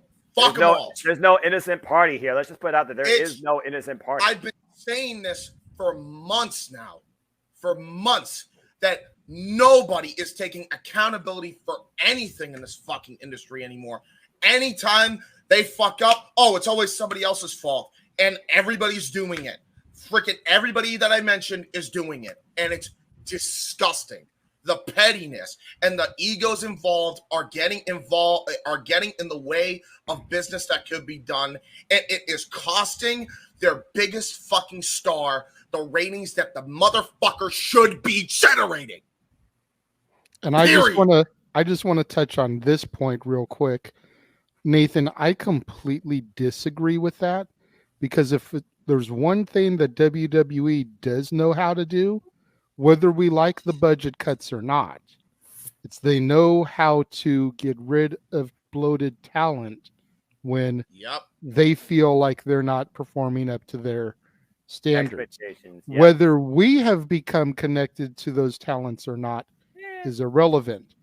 If they don't feel like they are at the standards that they need to be for WWE television, they cut.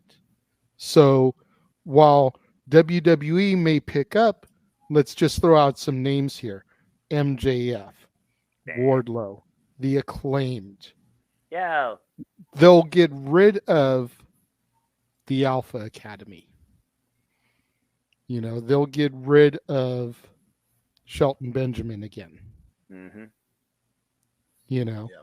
Not that those guys aren't amazing talents, but Shelton Benjamin has been reduced to main event ever since the Hurt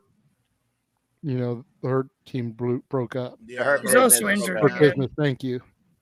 I kept wanting to call them the Hurt Locker, but the Hurt Locker is last moved. The Hurt Business. But the Hurt Benjamin's also injured.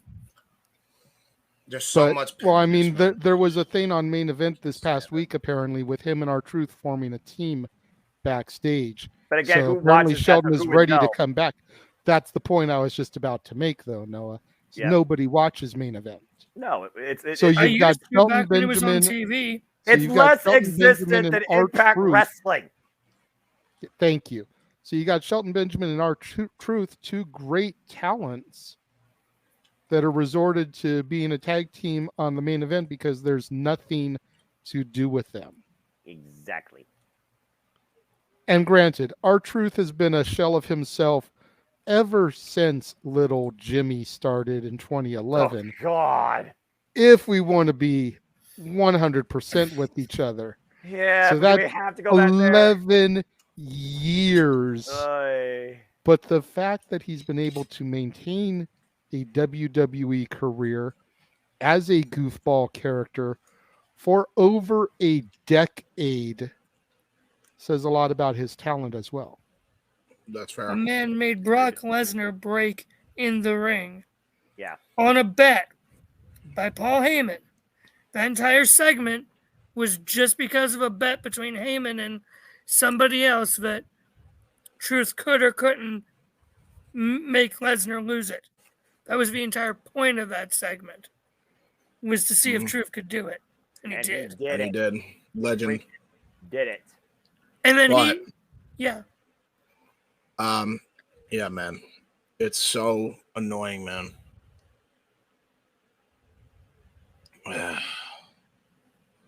Wait, so hold on. I gotta read that comment again. That just completely threw me off. Let's be honest, WWE roster will lose people, not because it's bloated. Just what casual fans want, like Dolph, is done. Nobody cares about him anymore. Well, and you know what? Granted, fair point. There are people you can cut. There are people that don't need to be there anymore, that have had their time, that have had their moment in the sun, or that just aren't performing to the high standard. Yeah. Man, I've made nothing out of something with the WYW show, so maybe I'm biased, but you know, there's something to be said for maximizing the minimality that you have. Seriously, like taking something that no matter how minute it is, and making it into something bigger. And man, the bottom line is nobody, wrestling personality that's in charge, is doing that at all. And the ones that are doing it are in the smaller companies that don't have a big ass ego at all. Impact Wrestling, freaking Stardom in some cases. There's a lot of companies. But the main three aren't in a lot of cases.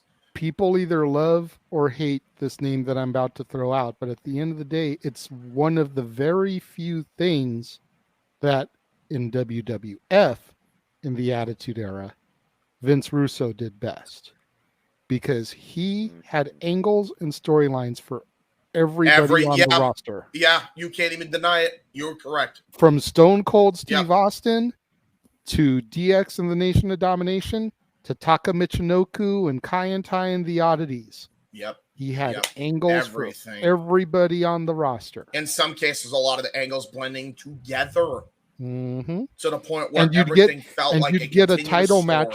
You'd get a title match between Triple H and Taka Michinoku. And listen, that fucking stole the show. It was so good. I remember that very well. Love that match. One of the few things we highlighted when we brought legitimately, by the way, brought Taka into WIW out of asking him, and he kindly said, "Yeah, go for it." Yeah, that was one of the fucking things we highlighted in this promo package debut. And you know, it's granted, it's Vince Russo, one of the few people that are like, you know, has all of his ideas worked even in the WWF? No, of course not. But you know what? Had a pretty fucking impressive batting average when somebody was looking down at what he was doing, and somebody was the voice of reason and made everything work. When it Whatever was you Vince want, McMahon, and exactly Vince Russo and Ed Ferrara, everything was solid. And even Bruce Pritchard in some cases. And you can't completely fault his WCW shit, because at the end of the day, that was done. As Jeff has pointed out numerous times, exactly, he was brought in to be a Band-Aid fix on a ship that was sinking, that the management and Time Warner AOL did not want to be righted. They wanted to be done with that He company. could have turned since... a .02 into a 5.7 overnight, and it still was going to be a dead company. They wanted to kill that company ever since who was the racist dickhead before Eric Bischoff? Bill Watts. Bill Watts. No. Ever since the Bill Watts incident, they wanted to be done with him because apparently there was racist accusations. They wanted to be done with it then. Jeez. That's how long that stretches back. So that's pre-Nitro. They wanted to kill that company. It's just Ted Turner didn't want to, and they were doing anything they could to just get power from him until they eventually just killed him. I mean, they didn't want to give it up. That's the thing. I thought you were going to say the guy that tried to turn Ric Flair into Spartacus. No, not Jim Herd, the pizza guy. No. I'm sitting here watching ECW November Remembers and listening to the "Where's My Pizza" chants every time the FBI came out. That was Jim Herd's chant. Where's my pizza, bitch? Where's my pizza? I love that. Yeah. Moving on. Moving on. We're going to stick a little bit with AEW. Oh, boy. And one of James's favorite people. Oh, yeah. Uh-oh. Oh, yeah. No, legitimately, yeah. Go for it. La Mera Thunder Rosa. She gave an interview piggybacking off of something that Tony Storm had mentioned, where she said that she was kind of tired of the interim title As am I, label. damn it. Yeah. You know, so Thunder Rosa replies and says, let me try and find the quotes here because it's basically the entire manuscript. Forgive me. She says the first month and a half was a lot of the former, being good or bad mentions of her name. Okay. A lot of controversy around Thunder Rosa and what Thunder Rosa was or was not doing. First, with people diminishing my line of work. Mm-hmm. Sometimes it just takes one privileged person or someone with clout to like a tweet and destroy everything you have done. It influences how fans see and perceive you as a wrestler. Yep. A couple weeks ago, we talked about how one of my coworkers had come out and done a live feed. If you don't hear it from me, just don't say anything. If you're in the back and you're in distress about me being the champion or being called the champion, I don't call the shots. I have a boss, and there is a booker in our office that make the decisions. If you're distraught about what is being booked, maybe you should talk to the booker, and keep my name out of your mouth. Yep. So hold on. There's a little bit more to the quote. Give me a second. Oh, please, because I think I already know where this is going. Yep. I'm trying to get better and get back into the ring to defend the championship. In the meantime, get some wins under your belt so you can talk shit about Thunder Rosa. That goes for anyone in the back because I am still champion. Have some respect. I never disrespected anyone in the company. I had so many opportunities because I work for Busted Open Radio, and if I want, I could trash anyone. But what's the point? Mm-hmm. Man, look, I mean, Noah, you seemed like you had something you wanted to say. I just want to call Ace of Spades here. The interim should not have been put into play in the first place. At the end of the day, in this industry, if you're fucking injured, fucking deal with it. The company needs to move on with a new champion. And since Toni Storm has had this strap at AEW out, she has been a predominant weekly force defending and showcasing the championship on fucking television. Yeah. There is no interim bullshit. If your body can't hold up, too bad, so sad. Go get a damn puppy. Go to friggin' recovery. At the end of the day, we have to keep moving forward. You can't stick the damn moniker if you can't fight for your damn championship. Fight back for it, work your way back up. It's not about bad blood. It's the reality of the casualty of the physical and mental warfare you put yourself in being a part of professional wrestling. Toni Storm's the champion. Deal with it. I have not heard Noah go off that much in a long time, and that was freaking beautiful. James, can we make sure we get that as a snippet for our greatest hits for the New Year's Eve show? Thank you very much. Yeah, yes, please, because that was amazing. Okay. But anyways, you know, this kind of goes back for me to the whole Thunder Rosa, Dr. Britt Baker thing. Yep. And kind of all starts its genesis there because the two of them at each other's throats, whatever. And then Thunder Rosa gets injured. I 1,000,000% agree with Noah.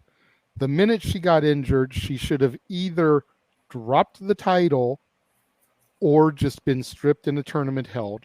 Right. Instead of a tournament for who's the interim champion. Right. Strip her and make the tournament for the fucking title, Tony.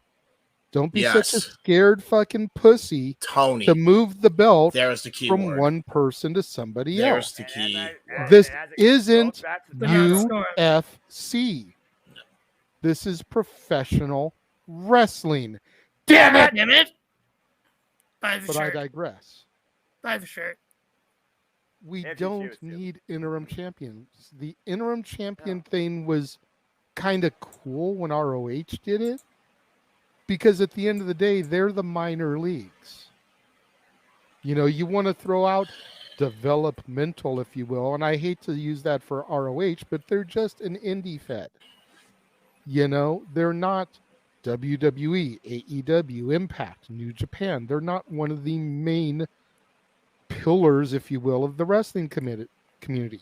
They're an indie fed, a popular one, but an indie fed. So for them to have interim champions, that's kind of cool. It makes them stand out. It gives them a rebellious feel to them. But just because Tony rode the nutsack of Ring of Honor and ended up acquiring and purchasing them doesn't mean he has to do the interim thing too. No. And He did it before he even got Ring of Honor. Yeah. Yeah. And But it's He's done probably it now with because he was a every huge championship, fanatic of it. practically. Okay. Exactly. Now. Exactly. And you know, JJ, you said what Tony should do. Not Tony Storm, Tony Khan. Yeah, let's He's let's the one who consider did Tony the Storm- stupid thing. Tony Storm's It's- the innocent victim that's trying to ride the ship to reset this women's division and has been a fucking phenomenal champion. Yes. Tony Khan is the issue here with the stupid interim bullcrap. Are they Yeah. champion or are they not? Does the title reign count for them as a world title reign or not? The wins and If you are losses matter. injured for 30 days or more, you are stripped of the title, period. Yeah, that's the way Period. it used to Doesn't be back matter. in the WWF. You defended the belt every 30 days. If you couldn't defend it within 30 days, you were stripped. Next. Yeah, exactly. I do want to say that personally, I've been one of the advocates for this, the interim champion thing. Okay. Personally, I don't genuinely believe it's the fact they have interim champions. That I don't think is inherently the issue here. I think the fucking issue is Tony is not booking the interim concept well at all. He is so fucking botched this. It's unbelievable. Okay, and I'll tell you exactly why. When, we talk about this isn't the UFC, this is professional wrestling. Here's my counterpoint to this, though. When there is an interim champion in the UFC, do you see Dana White rushing to fucking make an interim champion the very next fucking pay-per-view? No. No! You know what one of the highest drawing fucking interim championship bouts ever fucking was? The one that fucking Jose Aldo won. You know what was the best fucking interim versus current champion fucking drawing matches ever? Conor McGregor versus Jose Aldo. He didn't fucking rush shit. Tony Khan is rushing these fucking things. Yeah, Instead of putting the fucking championship in immediate interim champion on the fucking line on pay-per-view with no build-up, no thing, whatever, and then you fucking do the same thing with the TNT title to a way worse degree. That was egregious. Why don't you do it with fucking CM like you did with Jon Moxley and Hiroshi Tanahashi? You build that up. You built that up, and it was great. The buildup was great. There was story there. There was actually intrigue. It was a money match. It's UFC 101, the way Tony Khan booked that. That was great. Why don't you do that for any of your other champions? It's ridiculous. Bottom line, Tony Khan is fucking wrong. Stop fucking using the word interim. Thunder Rosa even understands she's injured, can't complete. Still have to move forward in the company. Crown new champion. Tony Storm is that. She's the champion. Thunder Rosa earns her shot when she gets back. Reset your division from that point on. It's unbelievable. Yeah. And I also wanted to point out everything that Thunder Rosa said besides the interim thing. And I want to point this out before we get back to the interim discussion. The only fucking person that takes accountability for what they actually fucked up on, or one of the very few in this fucking industry, and still gets blamed for shit that's out of her fucking control. Sorry, motherfuckers. That sounds like a you problem. Continue. I just want to say. Okay, go ahead. John. I'm very much surprised that when the whole Punk Elite fight, whatever, I'm surprised Tony didn't say we're crowning new interim trios champions and another new interim world champion. I legitimately was, surprised that didn't happen. Yeah, if I'm being honest with Yeah, you. right. I'm really surprised that they didn't try and go that route and have another interim champion while Punk is hurt. Like, I'm sorry, Punk should have just been stripped of the title. There was no need for this bull crap with let Mox go on his vacation. Come on. Yeah, Moxley Not is, the guy. Moxley is overdue. A 5-year extension, good for him. He's a made man for life. He deserves as much downtime as possible with his family whenever this title run ends. Because Jon Moxley has literally been the light guiding out of the dark of Tony Khan's bullshit from AEW All Out. If it wasn't for Jon Moxley, this company right now would still be in shambles. Yeah, it is still in shambles. Yeah, you strip the Worse titles than what it could be. Yeah, that's fair.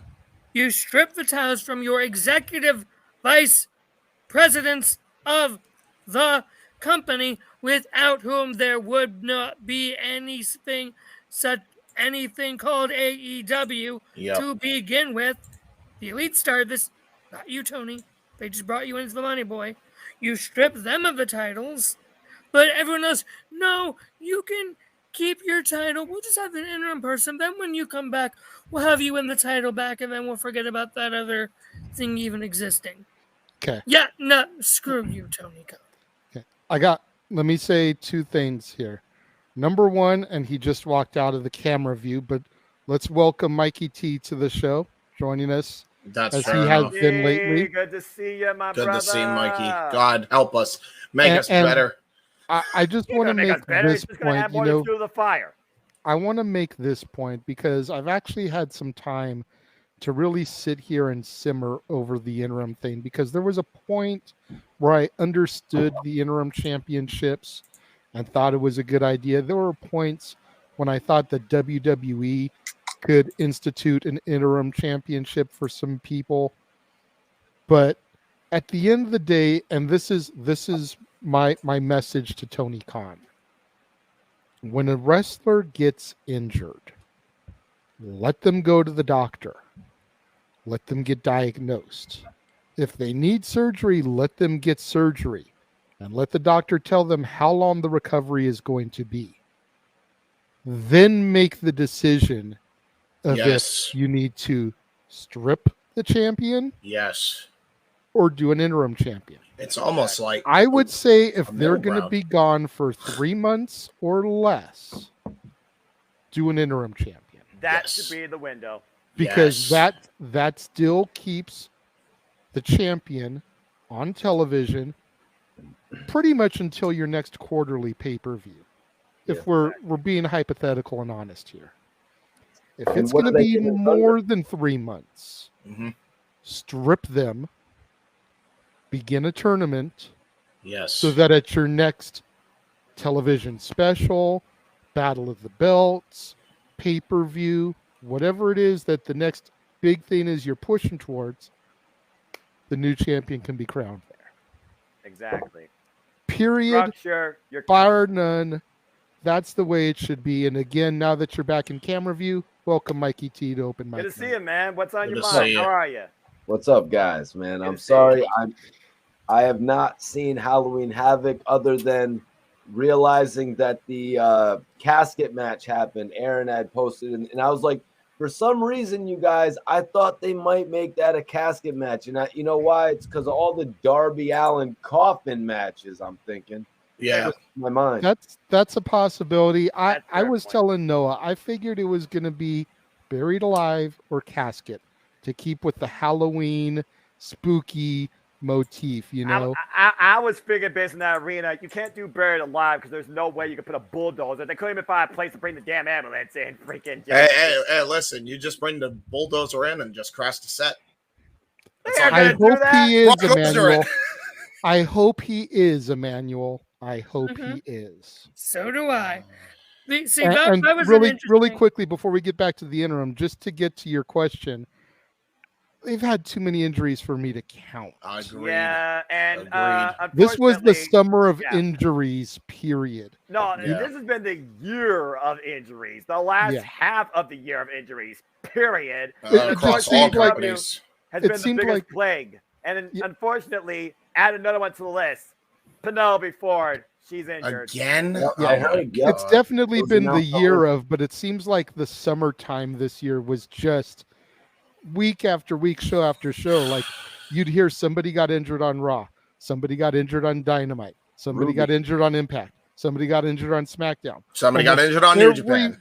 Almost every week this summer. Jeff Jarrett on his podcast, My World, talks about the summer of no worries between when WCW ended and he began Impact. This was the summer of injuries, damn it. Yeah, you can make a podcast out of that, and that could be the only topic you talk about for 4+ hours on end if you choose to only go to that length. But regardless, like I said, this is the industry where you test yourself both mentally and physically. We're fucking wrestling fans, and we're testing ourselves mentally at this point.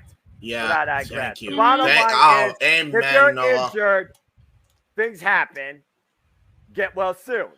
Nobody out here in this industry is legitimately out to hurt somebody, but this is the risk you choose to take for your own well-being and for our entertainment. And I wish you all the best in your recovery, forever it may ensue. Yeah. Mikey, since you've just joined the show here, not to cut you off, Josh, I saw your hand just a second. What do you think about the whole interim title situation? Do you think interim titles should exist in professional wrestling? Do you think that they should just strip somebody when they get injured, you know, like the old WWF days? You can't defend it in 30 days, strip them, move on to a new champion. You know, there was some conversation this past week because Toni Storm had mentioned how she's tired of the interim champion label, and Thunder Rosa gave an interview and had something to say. That's where we started this conversation. So if you want to throw your 2 cents into the Toni Storm, Thunder Rosa thing, and then just speak around interim titles in general. You know, now that you say that, man, it brings me back to the day, you know, back in the day when vacant, you know, sometimes a championship would be vacant for a prolonged period of time. And that kind of annoyed me as a fan. I was like, you know, it's almost like bringing us back to the Brock Lesnar days of only having the title around for a certain amount of time. It was always so annoying when a title would be vacant. You know what I mean? Back after Austin lost to Kane and The Undertaker when the double pin happened. You know what I mean? Title being vacant were kind of annoying me back in the day. So in a sense, Tony Khan bringing in an interim champion is a really new, innovative way of running his company. So I got to give him respect when it comes to that. But it's overplayed in his company. What, Noah? I feel it's overplayed in his company too. Yes. Now it's becoming overplayed in the company. John Moxley did a great job with it. I mean, I kind of, like I said it before here on Open Mic Night, I thought it was really disrespectful for Tony Khan to allow CM Punk to pin John Moxley after everything Moxley's done. And he let him pin Hangman Page too. Like that depletes the integrity of these characters in the business to me. Yeah. You know, that's just Very how I good feel. point. You know, that's just how I feel about that. So, I mean, Toni Storm, honestly, you guys, she is building a resume with me over the last few weeks. I'm really starting to like her now. And just the length in time that Thunder Rosa is being out is the only thing that I'm having an issue with. You see, what it was before June, because it was right before Forbidden Door that she went out, if I'm correct. They had a fatal four-way to determine the new champion. AEW All Out, because I learned that announcement live when I was at AEW Dynamite in Cleveland that she had to relinquish the title. Yeah. Okay, so she's been out since like May. August. June. Oh, she's been out since August? Yes. Oh, August. Yeah. I thought it was before that. I thought I felt like it was before that too. I thought No, Toni because Storm wanted to August, Forbidden well, Door. she might have been off our screens since Forbidden Door, but she didn't make the announcement officially till January 24th, live on AEW Dynamite. Right. Or August 24th, excuse me. So it's only been since August 24th? Okay. Yeah, because August Yes, 24th was that Wednesday night AEW Dynamite where CM Punk got obliterated by Jon Moxley, and Thunder Rosa was on the Titantron saying, "Oh, you have to relinquish the championship," and I was like, "What?" No. Owen, Noah's right here because according to Wiki, which take it for as it is because fan edited that, on August 5th was Battle of the Belts 3, and Rosa defeated Jamie Hayter to retain the title. And then on August 24th on Dynamite, she revealed she couldn't defend her title due to injury. All right. So somewhere between the 5th and the 24th, she suffered the injury. Right. So that fatal four-way was actually in September. Yep, at AEW All Out. All right, cool. Yeah. So, I mean, I hope she can come back for full gear. But like you guys were saying, if it's any longer than that 3 to 4 month period, we should not be doing that. I'll pass it over to Josh, though. I know he wanted to make a point earlier. I wasn't sure what it was about, though. So this is going back to the point of this being the summer of injuries, especially for AEW. That's the difference between AEW and WWE, specifically NXT and the Performance Center. Yeah. WWE has a space for their wrestlers to actually train, for them to work, for them to learn how to wrestle safely. Yep. Like it or not, the indies, and I'm going to have to put AEW in that category right now, they don't have anything like that. No. They don't have a place for you to actually train to be safe, to learn with actual legendary experts, to be safe in the ring doing these moves. Where does AEW have a place to train? Where?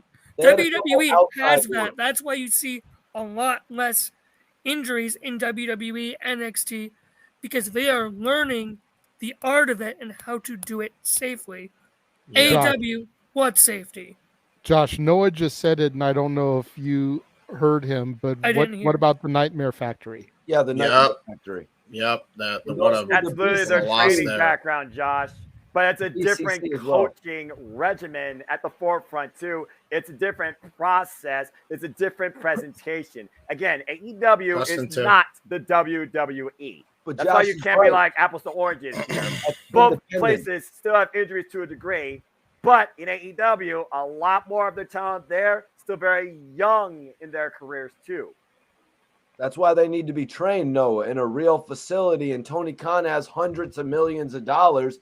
And he's still got the Nightmare Factory doing the thing. And Cody Rhodes is gone now. So, I don't know. Yeah, but QT Marshall's still there, though. QT's running that. So then they got, I know Regal and Cesaro and Bryan, they all seem to be training together. But they really need a facility because Josh is right. They're coming off as independent by not having a facility like that. Yeah. So who trains then with QT? Is it Dustin?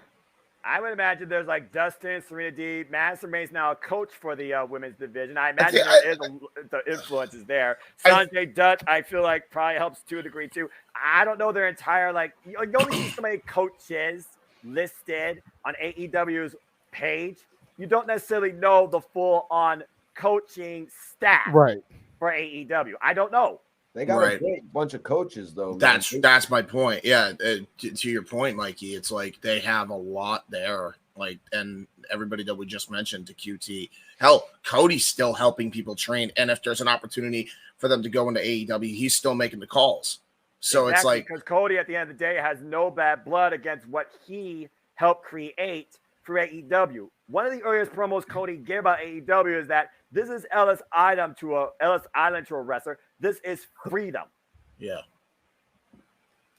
And by the way, I do want to add to all this and kind of wrap it up in a bow.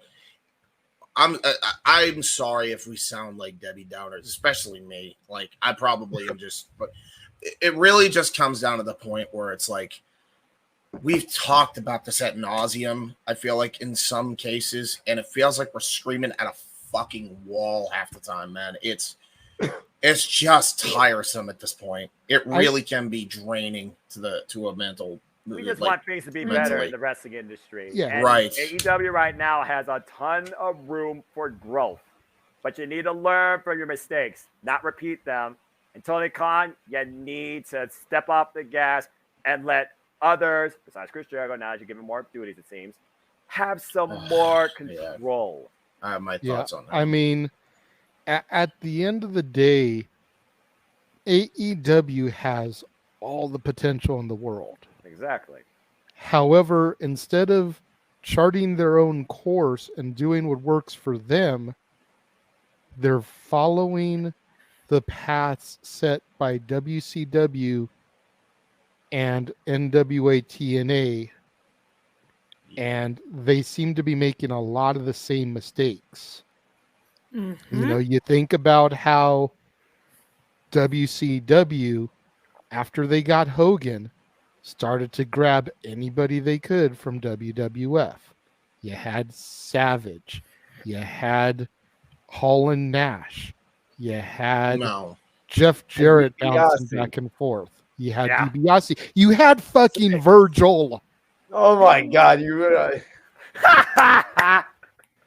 And he was an NWO member. Yeah, he was a deal, JJ.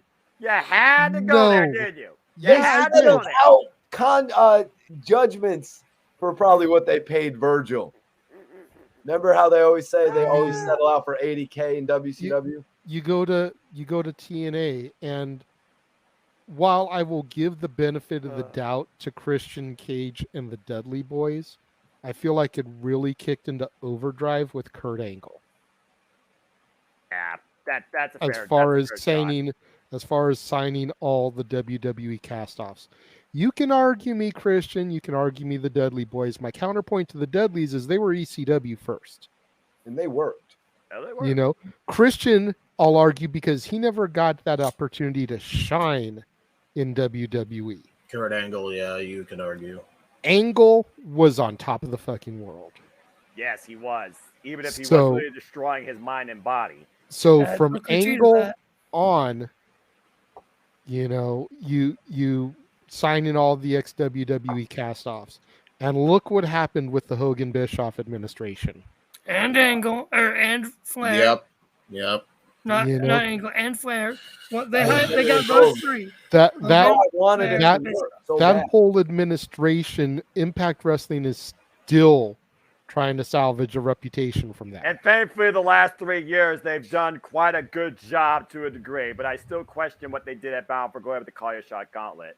I think Power is better than Impact right now, though.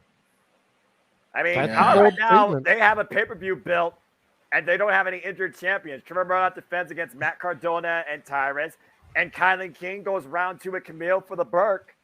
I'm liking what they're doing. I 100% agree with that statement. If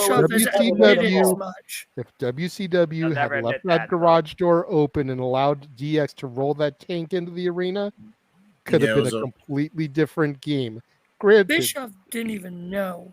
He was in the ring with a live mic. Exactly. Granted, though, we discussed earlier WCW was never going to succeed. It was a sinking ship to begin with. Yeah. But just imagine what could have been. Yeah. DX had entered the ring. Bischoff is already in the ring with a live mic, more than likely with the NWO, which means Hall and Nash, Click members for life. And we're rolling in there with Hunter and X-Pac. I mean, that's a hell of a life raft. That's a You hell know, of a life raft. forget about the Outlaws in China being there too, but the entire clique minus HBK would have been reunited on Nitro. Oh shit, yeah. HBK, Think about that. Yeah, that's a fair shout. That's a fair shout. The bottom line is this: for those that really want us to just try and sum it up, simply put, we want wrestling to succeed all across the industry. Yes. And right now, we're just pointing out the flaws, particularly with Tony Khan and All Elite Wrestling. Yeah, and are we Flaws everywhere, for me. Professional wrestling management? No. Are we No, businessmen? I don't have any stock in anything in this business. Are we businessmen? No. Well, I have a 4-3-B. We are just, as Noah claims, fans of professional wrestling. And you know, like he said, we all just want to see this stuff succeed. A lot of people, and this wasn't on the docket, but just kind of thinking about all this made me spiral to this. A lot of people talk about the Attitude Era as the greatest era in wrestling history. You know, you think about where WWF was, you think about WCW and the NWO, you think about how ECW was the little engine that could out there. Right now is pretty much the closest we're ever going to get to recapturing that, if you really think about it. The thing is, WWE is still the global juggernaut. AEW is the WCW role, and Impact is the little engine that could. They're the company that's been around for 20 years that no one would thought would survive 2 or 3 or 5 or even 10, and they're still fucking chugging along. They've still got their core audience. They're devout fans, much like the ECW faithful were, that show up all the time to their tapings, that live, breathe, swear, pray at the altar of Impact Wrestling. Shout out to the guy that holds the Canadian flag every week. And it's the closest thing we're going to ever get to recapturing that era, if you really think about it. ROH is still a factor. Granted, ROH wasn't around. Granted, ROH wasn't around during the Attitude Era, but it came around at the demise of WCW and ECW. It was one of my first alternatives I looked at. Yeah, as a wrestling fan. You know, it came around in early 02, early to mid 02, and ROH is still around today. Like you said, James, barely, but everybody is anticipating that at Final Battle, Tony is going to finally make that announcement about a TV deal for 2023. I'll believe it. I'll believe it when I see it too. See it as believing. But it's heavily rumored. Separate from the AEW ecosystem. It's heavily rumored with everything going on with AEW and Warner Discovery, and how they're looking at AEW and how they see great ratings, and they're trying. You know, we talked last week about them trying to do non-wrestling production with AEW. ROH television or streaming deal could very well be announced at Final Battle. Good. It could. That'd be awesome. I'm holding out for it, but seeing is believing, like I said. What Absolutely. I mean, what TV station would you think? TNT or TBS, or is it something else? I imagine it has to be streaming. I think it needs to be streaming. I think it needs to be a part of HBO Max. Every week, a new episode drops. Yeah. You know, they can film a bunch of them at a time. Yeah, true. You know, do like WWF used to do back in the day. Do like WCW used to do. Do what Impact does nowadays. Yeah. Just get an arena somewhere, have your home base, film a month's worth of shows at once. I went to and then allow your guys to go and do other shit on the indie circuit. Exactly. You know, whether I don't know if I can get behind that. A single session of Impact Wrestling is a 3-hour taping combination of TV and monthly Impact Plus specials. In one setting, I saw Homecoming and 2 episodes worth of Impact Wrestling content. You think about it, if they're given to start a 1-hour slot every week on HBO Max, they should. It's 4 hours of television. Okay, you're telling me that you can't do 4 hours? Hell, a PLE event is 3, and WrestleMania easily goes 4.5 to 5. I think it's got to be more than 1 hour. Rampage is not working, and I just don't know if Tony Khan wants to give up a 2-hour show for ROH. But you need to establish the Ring of Honor roster. About to say you need to establish it. Think about NXT, Mikey.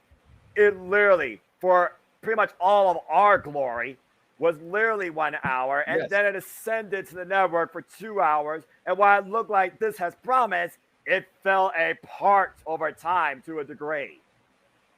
Right, but I just don't know if they're gonna. I don't know. So I don't see where the money is in that as content. You know what I mean? I just don't see, because there's, in order to bring in some money, they're gonna have to do some live touring. You know what I mean? That's why you do 1 day of taping. You do taping, and then you can do touring the rest of the month. You figure if you do tapings on, let's say, a Wednesday, like how TNA used to do the weekly pay-per-views, 4 hours on a Wednesday night, 6 to 10 o'clock, whether you're Eastern time, Pacific time, figure most people are off work by then, 6 to 10. Then you've got 4 weekends, theoretically a month, that you can be running spot shows. And you've got the gates from those. Well, what is even the point of Tony Khan owning another company, you guys? Like, what is he's competing with himself right now? I mean, I think his end game realistically is to make ROH a developmental for Impact, like where he can for groom AEW, people. you mean? Yeah, for AEW. Excuse me. Watch. I was waiting for it. I say both, but you know, But said hell no. But you know, you've got people on AEW that could use the seasoning. You've got people on the AEW roster who just aren't getting used. Absolutely. And can be sent to Ring of Honor to establish characters, to get over with fans, so that, much like NXT to the main roster, when they get pulled from Ring of Honor to come up to AEW, oh, this is so-and-so. They did this down in Ring of Honor. And to be fair, Ring of Honor also has their own Ring of Honor training system, the Ring of Honor Dojo. They can utilize that to further help safely develop wrestling and wrestlers. And that was something that we were talking about earlier. So there's another training ground for you, actually, to a degree. you all make great points. I'm just so overwhelmed by all this shit. I ain't even gonna start with you, Chief. I'm just tired. I'm trying to stay awake. I'm well aware. Again, this is why I only watch. I don't follow, because at the end of the day, I still find myself more engaged with the difference in variety on the weekly television product, which is something Tony Khan still holds up pretty good to a degree on screen. That's why I still watch AEW. I've been saying this for as long as the show's been a thing, man. I wish I had your resolve. You are not me. It's all right. And I respect that. And for real, because I've been doing the same method you're doing, and I'm still overwhelmed because we're talking about it on the air. And look, I guess it just can't be helped, I suppose, and shit. But it's like, seriously, man, it's the way you're wired. It's all good. Well, and that's fair enough. And it's fair enough. But I don't even read the dirt sheets anymore. I've completely avoided that, and it still pisses me off. I come on here, and it's like, dude, it's not that hard. How is this hard? You know? Jeff always says it's not hard to book it. It's just hard to finance it. Yeah. And that is the most true fact about this entire world we live in as fans. Emmanuel, the way ROH can be different from AEW is to make ROH what AEW claims to be, but we all know deep down inside it really isn't. And that's make Ring of Honor pure wrestling again, not sports entertainment. Chris Jericho as your Ring of Honor World Champion. Exhibit A, Your Honor. And what is up with those titles, though? Are those new titles, or are those old titles? I think they're original minted polish. I have no idea. They're the old school look, that's for sure. Which is what I love. Yeah, some of them are old school. Some of them are new school. I'll give it all of Ring of Honor's history are within the titles. That's all you really have to know. They've got a title representing every era. Hey, basically. They had CM Punk back in that montage. I mean, few weeks ago they weren't mentioning him, but they did put Seth Rollins but that's only because he owns. Tyler Black was involved in Ring of Honor. Yeah, that's because Tony Khan owns that footage. Right, exactly. Yeah. You think about this. Well, yeah, maybe. Owns all that tape footage, though. And again, as far as TK needs to figure it out, TK needs to literally plan it out. And I would think with the likes of Maria Kanellis, that's a pretty good start to try and plan out Ring of Honor. Yeah. What do we? I just want to say. There was a private chat message. So I was just responding to that real quick. We have 2 more topics. One I feel is going to be just a quick blow over. The other one might have a little bit more depth to it. How you holding up, folks? Yeah, the last one that kind of ties directly into AEW is no. This is actually interesting, James. Okay. Calm down. Do you need another drink? I'm with James on this one. Not gonna I need whiskey at this point, and I don't even drink. This is good. James. This is negative. This is good. Okay. Not all news is bad news. Yeah. A certain somebody gave an interview this week by the name of Ultimo Dragon. Oh, I saw this. Saying that he wants to face Chris Jericho one more time during what will be his final tour of the United States. I'd love that. I ain't even gonna lie. I'll watch that just for him. That is just downright. Yes. If they just did Juventud Guerrero, they might as well do it. If Ultimo Dragon we're talking about. If Jushin Thunder Liger in WWE, so if he is anywhere near my area, I will find any way I can to go and see any match of his during his retirement run, because I don't want a chance to miss out on Ultimo Dragon, man. Yeah, I mean, that's he is gonna be legend. That's wholesome. Thank God. He is the true one and only belt collector of the industry. Yeah, he Matt Cardona might have issue with that, but Matt Cardona's bullshit. Ultimo said, I am honestly not very familiar with AEW, but if I have the opportunity, I would really like to participate in one of their shows and end my rivalry with Jericho. That's dope.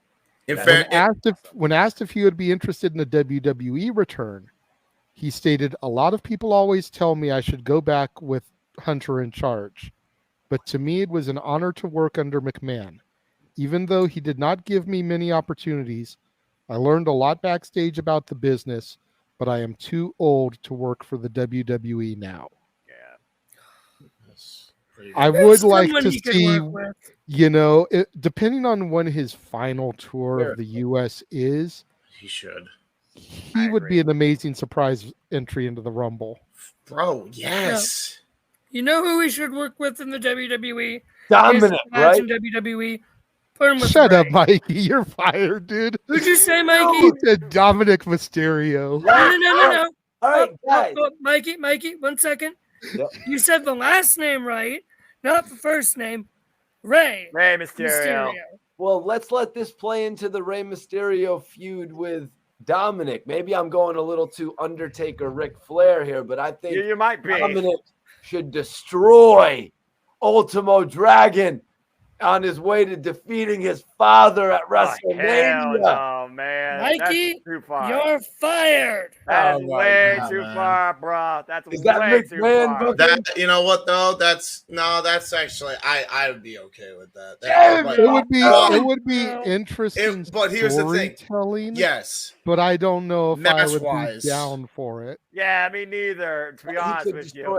The Royal Rumble works, JJ, for his if he can fit that into his last run. And obviously, Josh, you're right. It should be Rey Mysterio.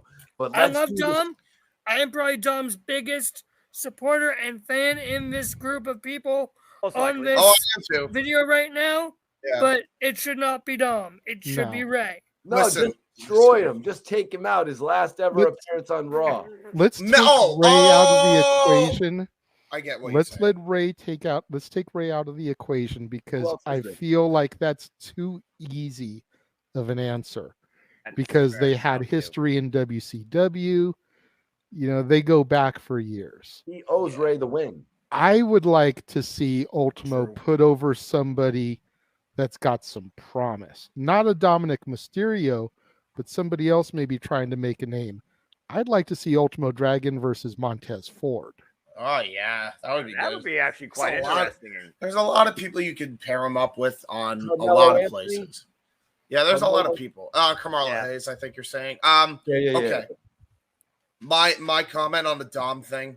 If we're gonna have a match between Dominic and Ultimo, which I know that's not what you're saying, Mikey, but let's make sure that Dominic can actually hang with Ultimo Dragon besides learning what a fucking triangle choke is at the hands of Mama Ripley. All right, I'm just saying. I'm saying he's better than Dante Martin. Damn it. Or you could do Ray and Ultimo versus the Street Profits. Yeah. Not bad shot either. I guess we got nobody else for Ultimo Dragon besides Ray. And like I said, Carmelo Hayes or maybe one of the NXT guys would be good. I mean, Santos Escobar could be an interesting change of pace. Yeah, that's a good one too, no? The God of Fantasma. SmackDown. Watch, he beats him and then he fucking manages to Legado del Fantasma. That would be pretty cool. Or what about AJ Styles? AJ Styles can go with anybody. I mean, come on now. Did they never have a match together? Not that I know of. Huh. I'd love to see him match and for AJ. that. I have no idea. That's a good I'd question. love to see him and AJ. There's still a lot of matches that AJ could really have that are like, I want to see AJ face blank. And Ultimo Dragon, that's definitely one that I wasn't thinking about initially, but highly intrigues me now. See, James, something that ties to Thank AEW God. that's not depressing. Bro, well, that's the thing. It's not just AEW for me, but yeah, there are those moments, man. You have no idea how much I cherished that. When I saw that, it was so wholesome. So thank you.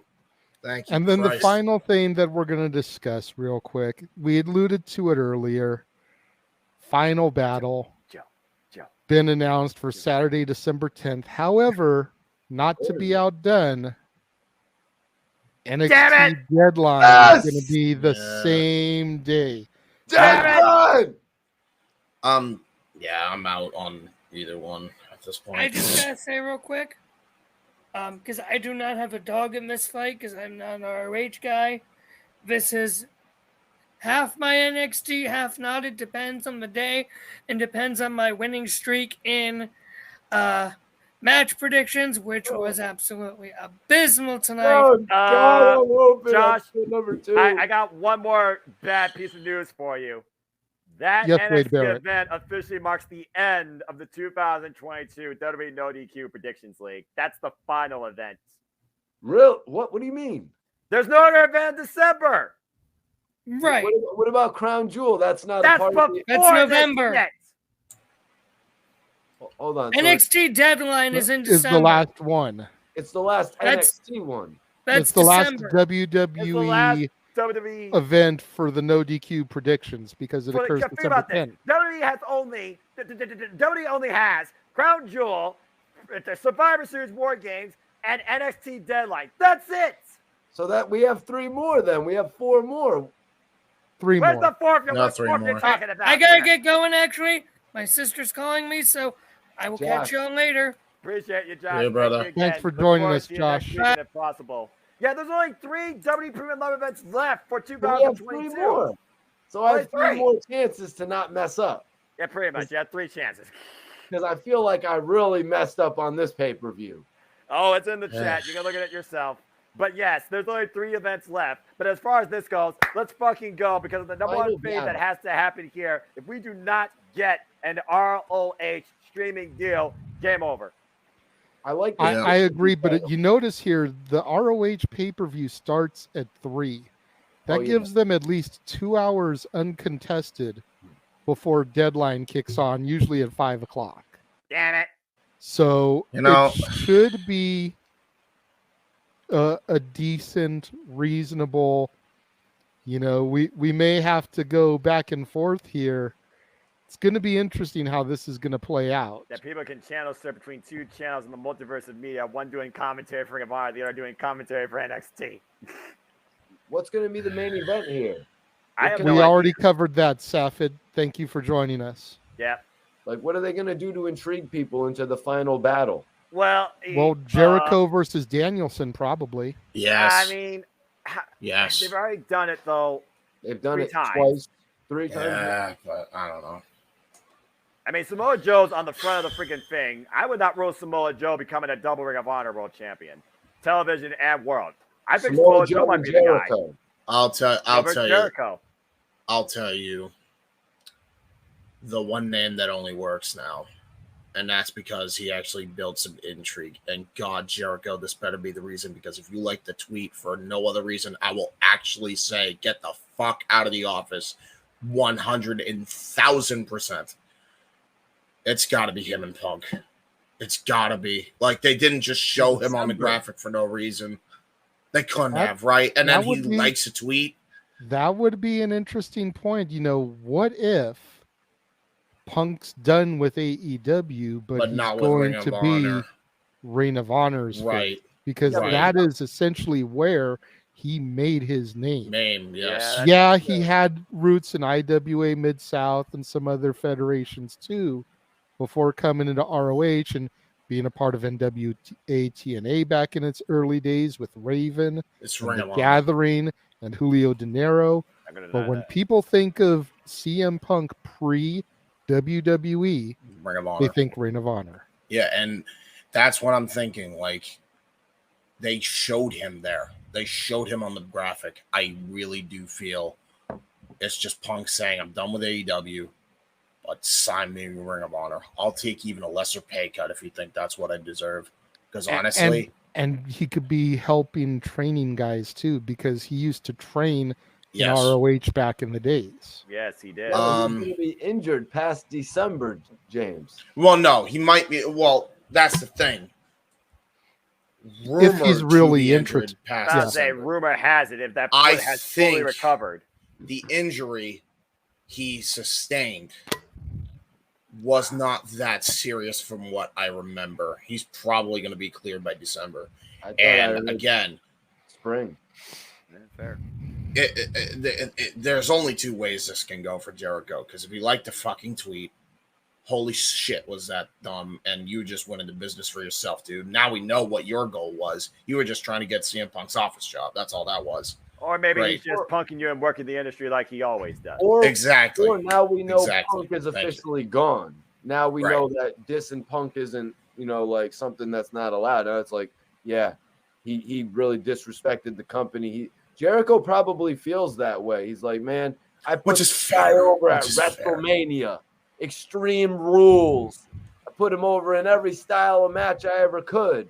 You know what I mean? And CM Punk disrespects it by fighting in the back.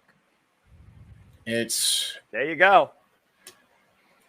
And that's fair enough. I think you should do it this way. And I don't think, even if he does this, he'll be the biggest babyface in Ring of Honor, and that'll get a lot of hardcore Ring of Honor fans probably tune in, right?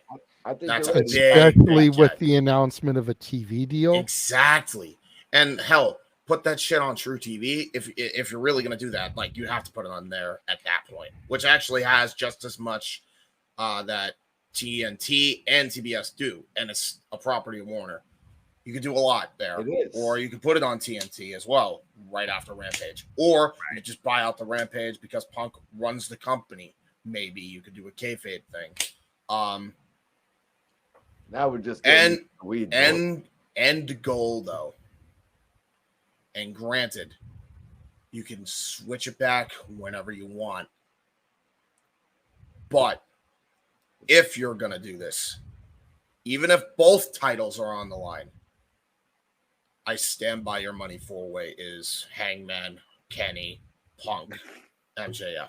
You will die on that mount. If Punk is back in TK Promotions in any capacity whatsoever, you gotta salvage this somehow. Because MJF deserves a win on every one of those motherfuckers. Every one of them.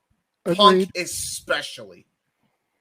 Guys, do it elimination rules and just let people get their issues handled in the ring. As it should You be. know, let That should be Punk strung pin out. Hangman. Let Yes. Punk pin Omega. Nothing And gets solid then players. once everyone thinks that Punk is this undefeatable monster in the match, MJF beats Punk. Yes. Yes. Absolutely yes.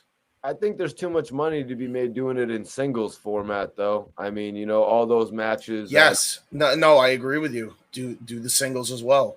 You can have and this is the best one. You This can do singles on Dynamite and Rampage that constantly end in people getting involved, disqualification, so that you build the story back on TV. But how many times do you run blow-off. that angle though? Again, you Well, talk hold on. constantly to push that. Hold on, you're running constantly the same angle. People will, I think, get tired of that though. So they'll kind of catch on. I have the solution here. Go ahead. Ring of Honor guys go for the Ring of Honor title. The two guys that are the only Ring of Honor guys in this equation that have the beef that started this fucking mess. Hangman Punk. Ring of Honor World Championship at your next Ring of Honor show. On the flip side, New Japan Omega versus MJF. Cleaner versus the Salt of the Earth MJF. Boom. Great singles programs. Then, if you really want to go and build it on Dynamite and Ring of Honor TV, flip-flop. Kenny versus Punk. MJF versus freaking Hangman.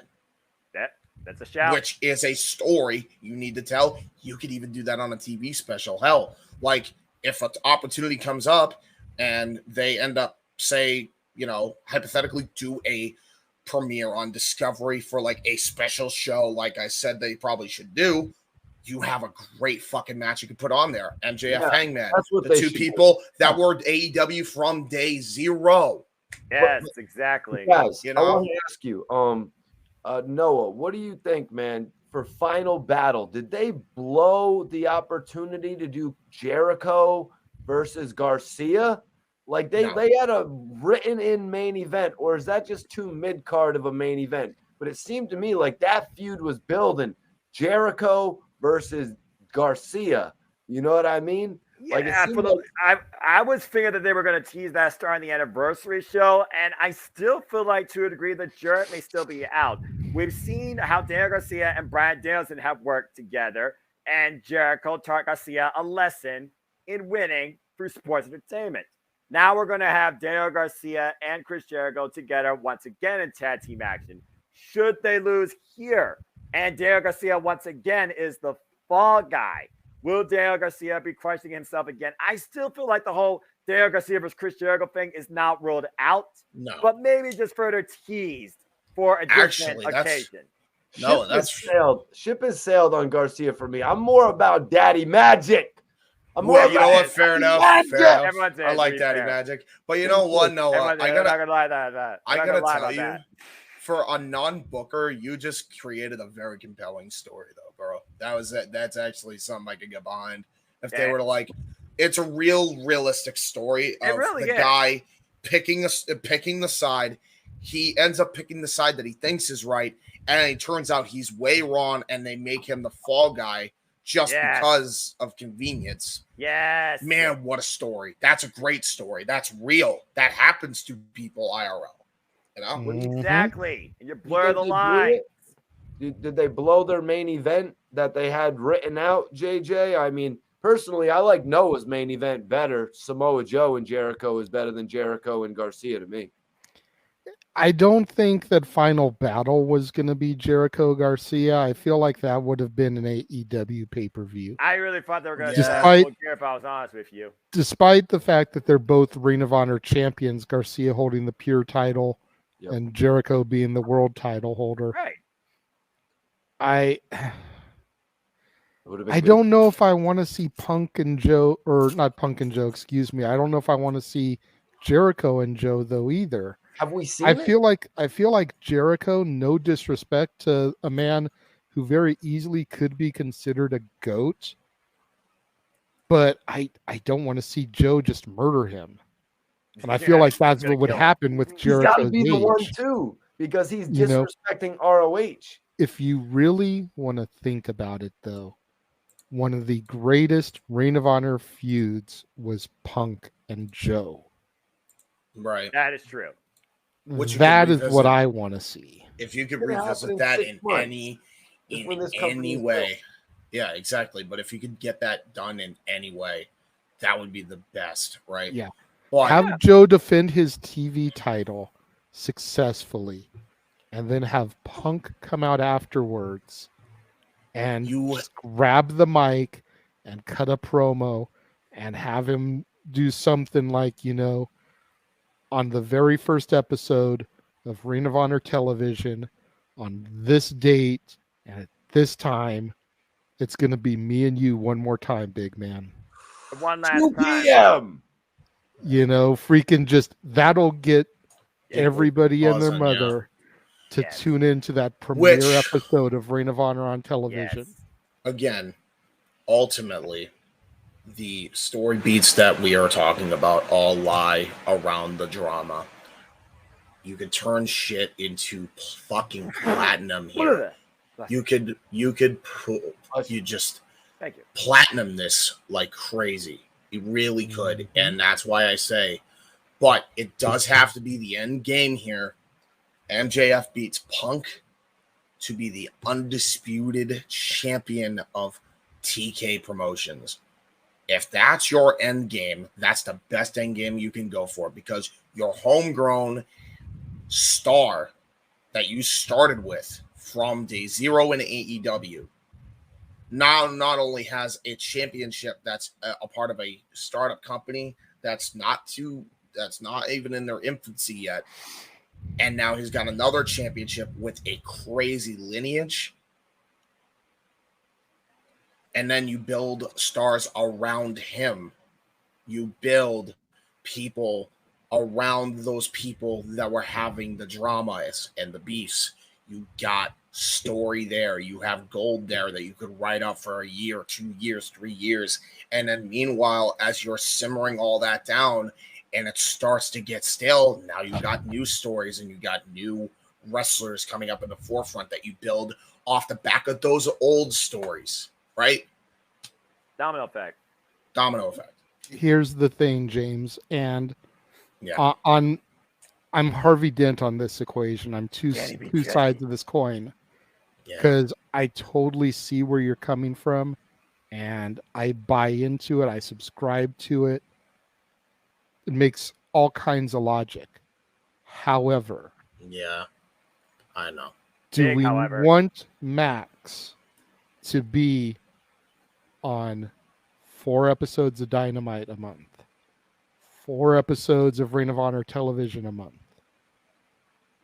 Would that be too much of a good thing to where the fans turn on him, much like they did to Cena when Cena got moved from SmackDown to Raw and got shoved down everyone's face? And on top of that,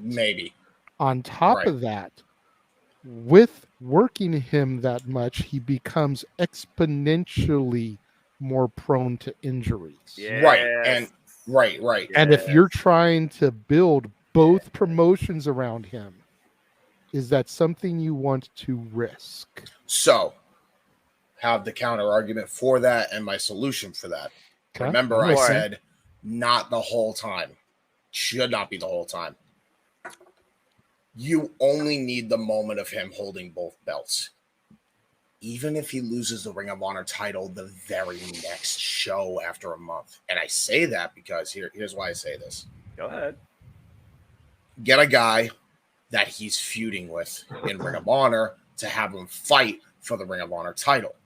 Have the guy from AEW that he's feuding with cost him the Ring of Honor title, so that way the new guy gets made and is the Ring of Honor champion, whoever you pick. And then the dude he is feuding with, whoever that may be, for the next pay-per-view, could be Darby Allin. He can focus all of his attention on Darby or whoever. Perfect storytelling and a way to get out of that scenario. That is, yes, a risk. And again, keep in mind, MJF does not work harder He works smarter. That is very true. That is evident.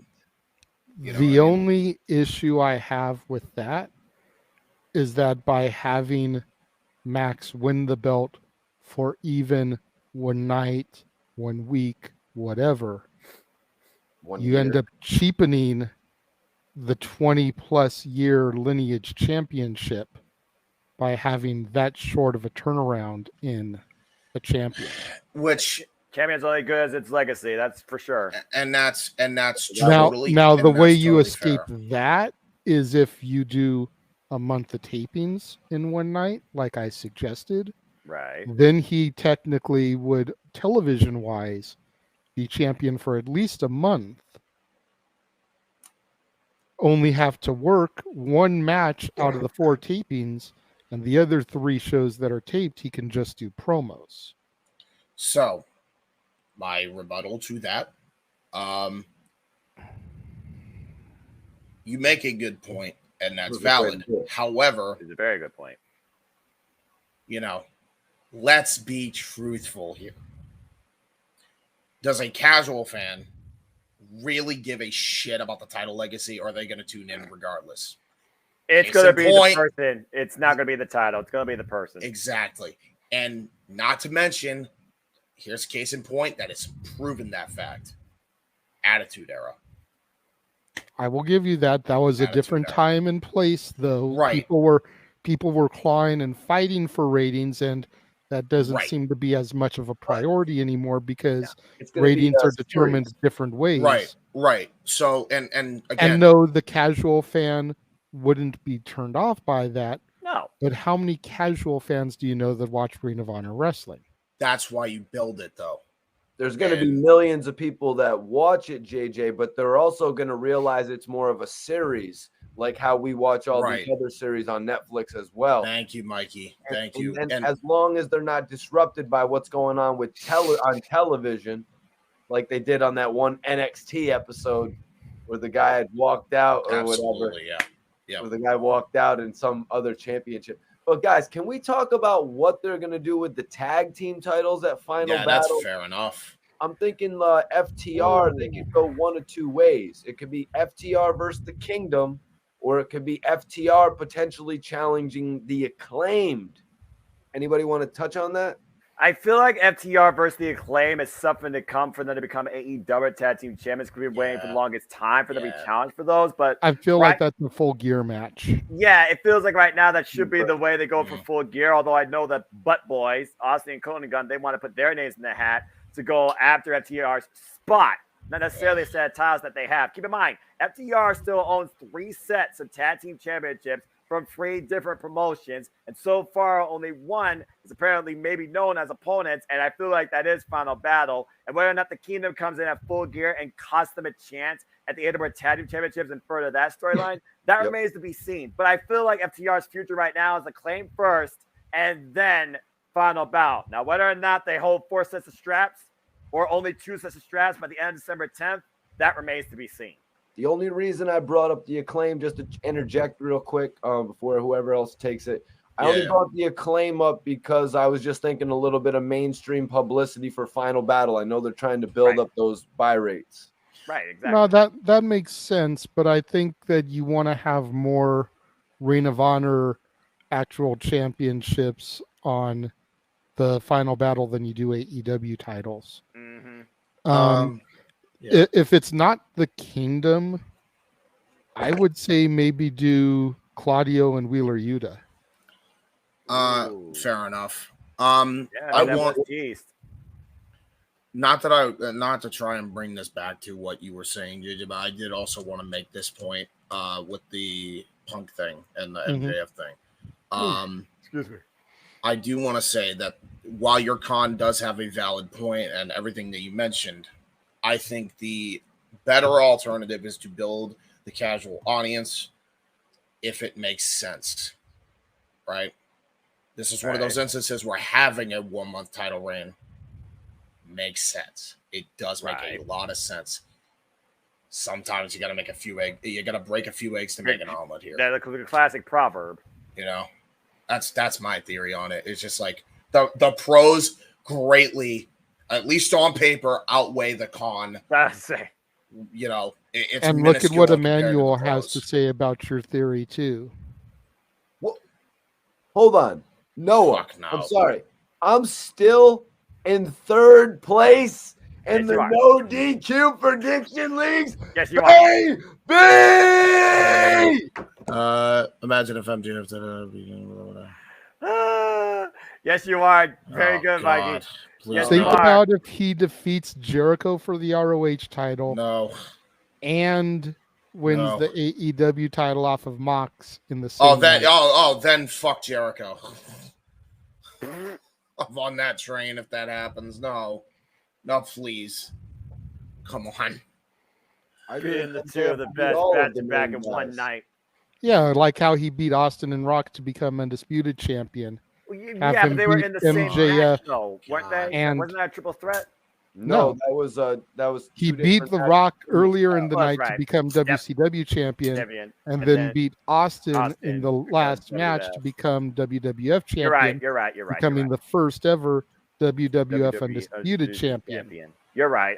I'm thinking differently. So I if don't see MJF beat Jericho for the Ring of Honor title, and then later in the evening beat Mox for the AEW title, becoming the first ever AEW undisputed world champion, I feel like that would only be something to do if Ring of Honor is officially going to die and not get a TV deal. That's the You only end reason up I can see it. unifying those belts. Exactly.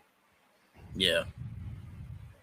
Bray Wyatt had a pretty big couple victories in a row. Didn't he beat, what was the order of it? He beat John Cena and AJ Styles, and then he lost to Randy Orton. Like it was Royal Rumble, Elimination Chamber. That's fine. What was the order of that? Yeah, Elimination Chamber. You're right. Yeah, you're right. Elimination Chamber. Elimination So Cena Chamber. beat AJ, and then Bray beat both of them pretty much in the chamber.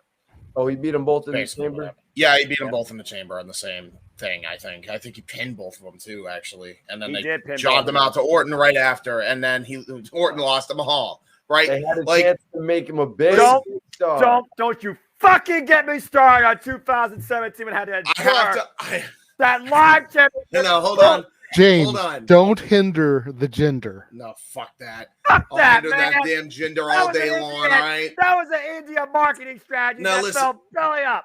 Yeah, well, by the way, Adam Plompier booked it better. Just saying. Fucking hell. Did they give him the U.S. title? I can't even remember. I blocked it out. Did they give him that damn run Yes. to the U.S.? They Yes, did. Yes, they did. He Yes, beat they did. Rusev Day for it, actually. In a No, he in a four-way didn't. as well. Yeah, he They did. did. The man who was supposed to be the champion in the first Hold on. place. Hold on. Main point you mentioned, Mikey. Hold on. I got to segue back to it a little bit here.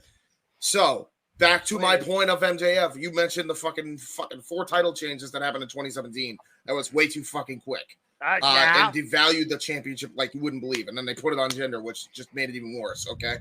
This is not that situation if you give MJF the fucking Ring of Honor World title and then have him lose it because he got fucking, shenanigans.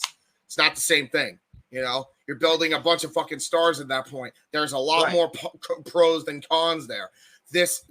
Nothing was a pro about how they were switching the title back and forth all over the place in 2016. No, there was nothing pro about that. You kidding me? Yeah. Anyway. Exactly what Mikey said. Exactly. Yeah. Thank you. That show for that one. JJ was talking about, if that show was on for 4 weeks, that would be a means to make people tune in every week to see MJF, what he was going to say leading up to his title match. Exactly. And all he needs to people do would is do watch it like just any series. And he just needs to do a pre-tape every week. All he has to do is be on the fucking mic. He's got 30 days to defend the Ring of Honor title, and you can have him in a match. Do a tag match as well. Exactly. Like he doesn't have to work as hard. He works smarter, not harder. He's the fucking smartest man in the goddamn business. That's a lot why, of people like I should said, take he's advantage got of the that. business. He's in the palm. He's got this generation in the palm of his hand. Yes. And why wouldn't he do another season of that, JJ? You know what I mean? This man is about to get a big contract in 2024. I bet you they're going to sign him for we need you for 3 seasons of ROH where you kind of act like The Rock did back in the day and wear a silk shirt to the ring and cut a promo. Right. And then you defend it and then we acknowledge you on AEW champion as the ROH champion. But I mean, what's the point of that, James? They already got Jericho in that role. I mean, MJF is the younger version of Jericho. Well, I would like to go again, but I feel JJ's pain because I was overwhelmed, and I don't want the fucking poor guy to get any more overwhelmed. I can see the minute in his face, man. I feel it. Right. Go. It's your show, man. No. We're sorry. I don't have anything else to say on this topic, really. You know, We got another one. No, I get that. It's just like we can see, like you're eating. It's like you're eating a lemon, bro. Like I'm worried. Are you all right? I'm good. I'm just getting tired. I've been up since 8 o'clock this morning. It's right. Okay. Almost 11 o'clock here now. I feel for y'all on the East Coast where it's almost 2 o'clock. Yeah. I know got church in a few hours, but sleep. She right. Yeah, right. Yeah. Plus, I love for Mikey T to actually I don't plug have his any other shows for topics. once. Huh? I honestly don't have any other topics. Yeah, and honestly, I feel like at this point we're just trying to fantasy book the resolution to separating Ring of Honor from the AEW ecosystem while still making Ring of Honor mainstream to a degree. And also fixing AEW. Let's be honest, we're trying to book AEW out of this fucking mess. There's 3 people right here versus 1 damn mind. The only other thing I have is I have 1-starred comment from way back during the actual PLE saying that he hopes that's not a concussion for Ilya Dragunov. That's up there. That is which that is something I did want to get into and briefly touch on. I just didn't see the opportunity. Huh? Did you want to call me out? Did y'all want to call me out for saying Ilya Dragunov would beat up MJF? No. I just didn't see how to really work it into the conversation. Brilliant. But I mean, is WWE smart? And I know the answer to that is no, but should Ilya Dragunov even be attempting some of those headbutts after everything that went down with Chris Benoit, who did diving headbutt every night for years? And we know what that did to his brain, the damage it caused. Well, no, I feel like Dragunov is asking for problems down the line by doing those moves. His intensity is definitely there where he might need a little bit more self-control versus what he's done kayfabe-wise. But as long as nobody headbutts somebody to the length of Katsuri Shibata nearly killing himself in the match with Okada back in 2017, I'm going to let that slide. And hold on. And I also have to point this out. This is on me. My bad, as R-Truth would say. And here's why I say that. Go ahead. I put the worry in people's heads. If you actually look at the footage again, and this is how much of a fucking nerd I am of this shit, I can actually just tell how moves are done safely. When he performed the headbutt, fucking Jordan Devlin was going with the motion prior to his head actually connecting, right as it looked like it was connecting. If you really take a look at it, he doesn't actually connect. He's not full on contact. He's like a hair length there, but he doesn't actually. It's that razor edge reaction time setup by both that they know this is coming. Here's how you exercise with it and against it. Very odd looking move. Now, exactly. I think that's what ultimately happened, and I only bring that up because I was the one that said, "Oh man, he must have a concussion." I don't think that's what happened. I think, we just got done talking about how the Performance Center makes sure the moves are done safely. They are very, very, very strict on that. I'd imagine that they trusted them enough to do that. I hope. I mentioned concussion. Right. I gotta watch this. No. I mentioned the concussion with Ilya Dragunov in that match, okay, as a story element to what I was seeing. If that was commentator James. If I see something and I'm in my wrestling commentator mode, I switch it on, I'm going to call what I see. The man And the man is an incredible seller. I think he was selling the fact that he had a concussion, but didn't actually have a concussion. But on TV, I'm going to say, if I'm in my commentating element, I'm going to bring up this man might have a concussion. That's fair. Because that's real. So if it's my fault, my bad. But I was just doing my job. Don't shoot the messenger. I don't know if he has one or not. Don't quote me. Just we'll wait and see what happens. Yeah, I'm sure we'll discover on Tag Title Tuesday or whatever the fuck it is they call it. Tag Team Title Tuesday. Tag Team Title Tuesday. Tag Team Title Tuesday. Quad team. I'm sure they'll give us an update on everybody. And just call it NXT squared. It's or NXT to the fourth power. It's easier. NXT Quattro. All right. If Jericho's the Ocho, this is NXT Quattro. Oh, you God. didn't answer the question, though, James. Okay, go ahead. You answered everything besides the question. Okay, well, my Would answer Elio, what is it, Noah? Ilya Dragunov. What is it, Ilya Dragunov? It's Ilya Dragunov. Ilya Dragunov. Yes. Fucking microwave pizza. Fucking Elio. Sorry. You broke James. You broke freaking James. James, has been everybody, broken. I need your reaction to this. Ilya Dragunov would beat the shit out of MJF, yes or no? Oh, yeah, in a real fight? Fuck yeah. Oh, are you kidding me?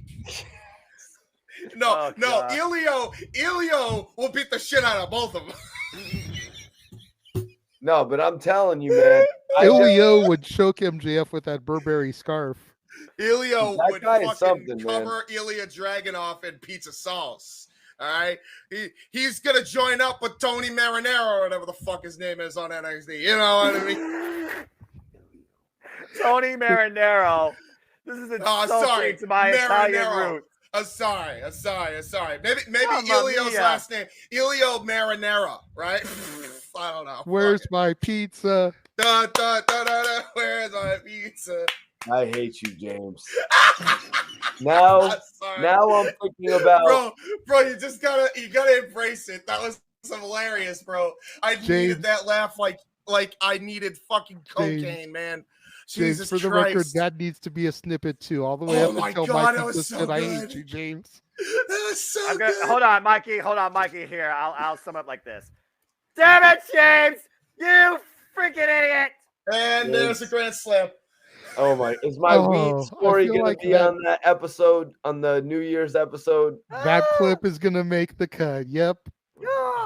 God, that was phenomenal. No, but I was honestly just watching a review earlier on YouTube of the Hulkster cheeseburgers that used to be for sale at Walmart. Oh my God. Yo, right up there with Pasta Mania and failed Hulk Hogan Ventures, bro.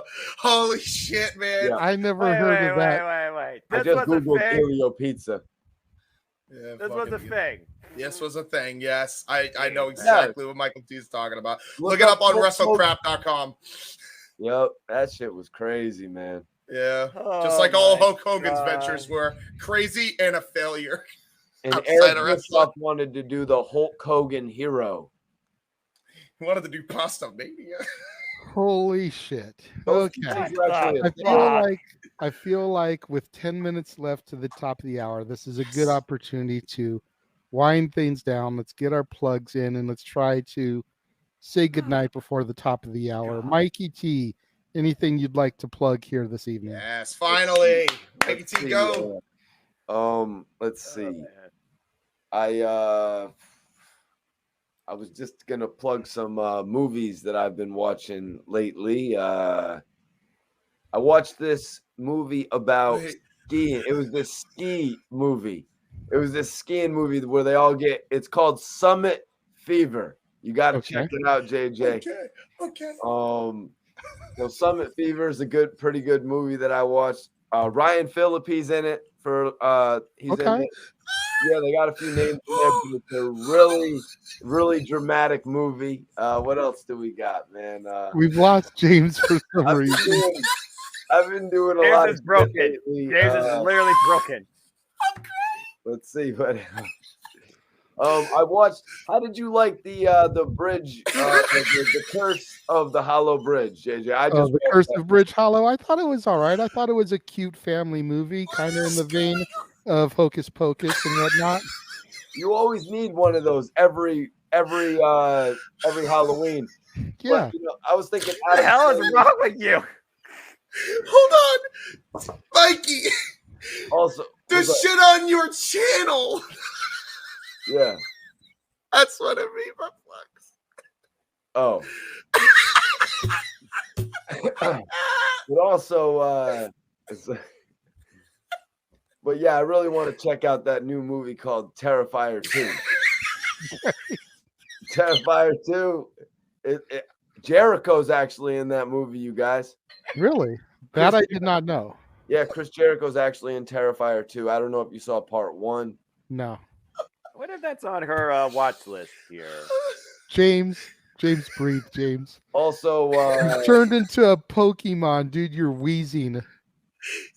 Yep. Also, I really enjoyed JJ's reviews of Scream. Very good reviews, JJ. I watched. That's appreciative. I watched 2. I didn't go to watch 1 at first because I'm like, I've already seen part 1, and I know JJ is gonna say it was awesome, but I really wanted to see what you had to say about part 2. Then I had to see what you hated about part 3 because everyone critically panned that shit. Part 4 I thought was good. And part 5, I really like how you broke down all the reviews. So I had to go back and watch the Scream 1 review. I'm like, I got to. And that shit was great, man. And also I watched the Chucky series, you guys. So if anybody out there has missed it, season 2 is out right now. And they got some epic shit. Yeah, I haven't seen any of this season yet. I know Liv Morgan is supposed to be on this week, I think. She's supposed to be on an episode. Yeah, I hope JJ reviews those at some point in time. Oh my God. I'm probably not going to review the TV series for Chucky just because I didn't review season 1. Season 2 is already halfway through, but I will be doing the movies at some point. But is there anything that you want to plug for your own channel or Report Card Radio or anything? Yes. Okay. Tell people where to find you. Too. Okay. You got to see Terrifier 1, Noah, but also you may not want to see it because they're saying this movie makes people leave the theater puking. Oh, gross. I don't watch movies. They're saying it is very grotesque. Again, I don't watch movies. Oh, I thought you just said you were going to watch it. No, I was saying that Laura Alley's been doing her 31 Days of Horror. She actually signed Terrifier 2. Nice. My plugs. Yeah. What about your channel? Yeah, so my channel is Report Card Radio. Everybody can go follow me on Report Card Radio. I do interviews with hip hop artists. I just did a live stream before I came on here tonight. I always like coming in, checking in with the guys because, as I say, I acknowledge open mic night. We appreciate that, Mikey T. So everybody go check out my channel. If you get a chance, just type in Report Card Radio. Go subscribe. Just support the channel, man. James, I want to do some shit with you too, man, as well, man. I after that amazing round of plugs, man, I agree. That was outstanding. Mistress Audio said you are valid, Mikey. You're plugging on your terms. Yeah, I never heard anybody plug like that before, really. No, man, you definitely did. nobody's ever plugged like that on the Jeff Meacham Network Multiverse of Media. Great, bro. I almost had a heart attack when you never mentioned Report Card Radio. I'm like, he finally has a chance after all these times of being cut off because he just had to go to bed by, and now he doesn't plug his channel right at the top. He talks all these movies. I couldn't. James, go ahead and plug what you've got going on. If you can still freaking breathe. Okay. And JJ, that was a hell of a buy you got, man. That buy you got for the Sherlock Holmes 6-disc set for $4, man. Because you want to know why? I'm sorry, James. My bad, bro. Go for it. Go for it. It's wait fine. for James's plugs. But JJ, when you actually review the Sherlock Holmes movies, you could give so much background with all of those different stories. And I like how you're going to do the Turner Classic, man, because you got to mix it up, man, because there's different fans everywhere. You know? Thank you. I appreciate that. See, that's why I'm willing to let Mikey just kind of go off on a tangent like that, because I know he actually watches my shit. Bro, he bigs us all up. He does, and I love him for that, dude. Like, for real, bro, mad respect. I appreciate the fact that you actually sit through my episodes of my reviews and the Warzone and everything, and you can reference something like that I plugged, like, I feel like that was over a month ago that I did that episode with the Sherlock Holmes stuff, and you can pull that out, man. Mad love and respect. Thank you for all your support. Keep doing James, go ahead, man. All right, awesome. So big first thing I'm gonna plug before I plug anything else. Mistress Audio's in the chat. If you could highlight her, because this is all about her. I got a few things other than that. You can check out Owen's shit, and you can check out Casey's shit to simplify it. But Mistress Audio and I did an audio story, and it's basically a ASMR type of thing, but it wasn't really ASMR. It was just an audio story. We just said ASMR because algorithms and that. And what is ASMR for those that don't know? You know what? Good question. Don't fucking help us out, Mistress. You know better than we would. Please let us know. But it was an audio story, and we called it that for algorithm. Whatever it means. Person really interact with something. Nice. Thanks, Noah. And no big.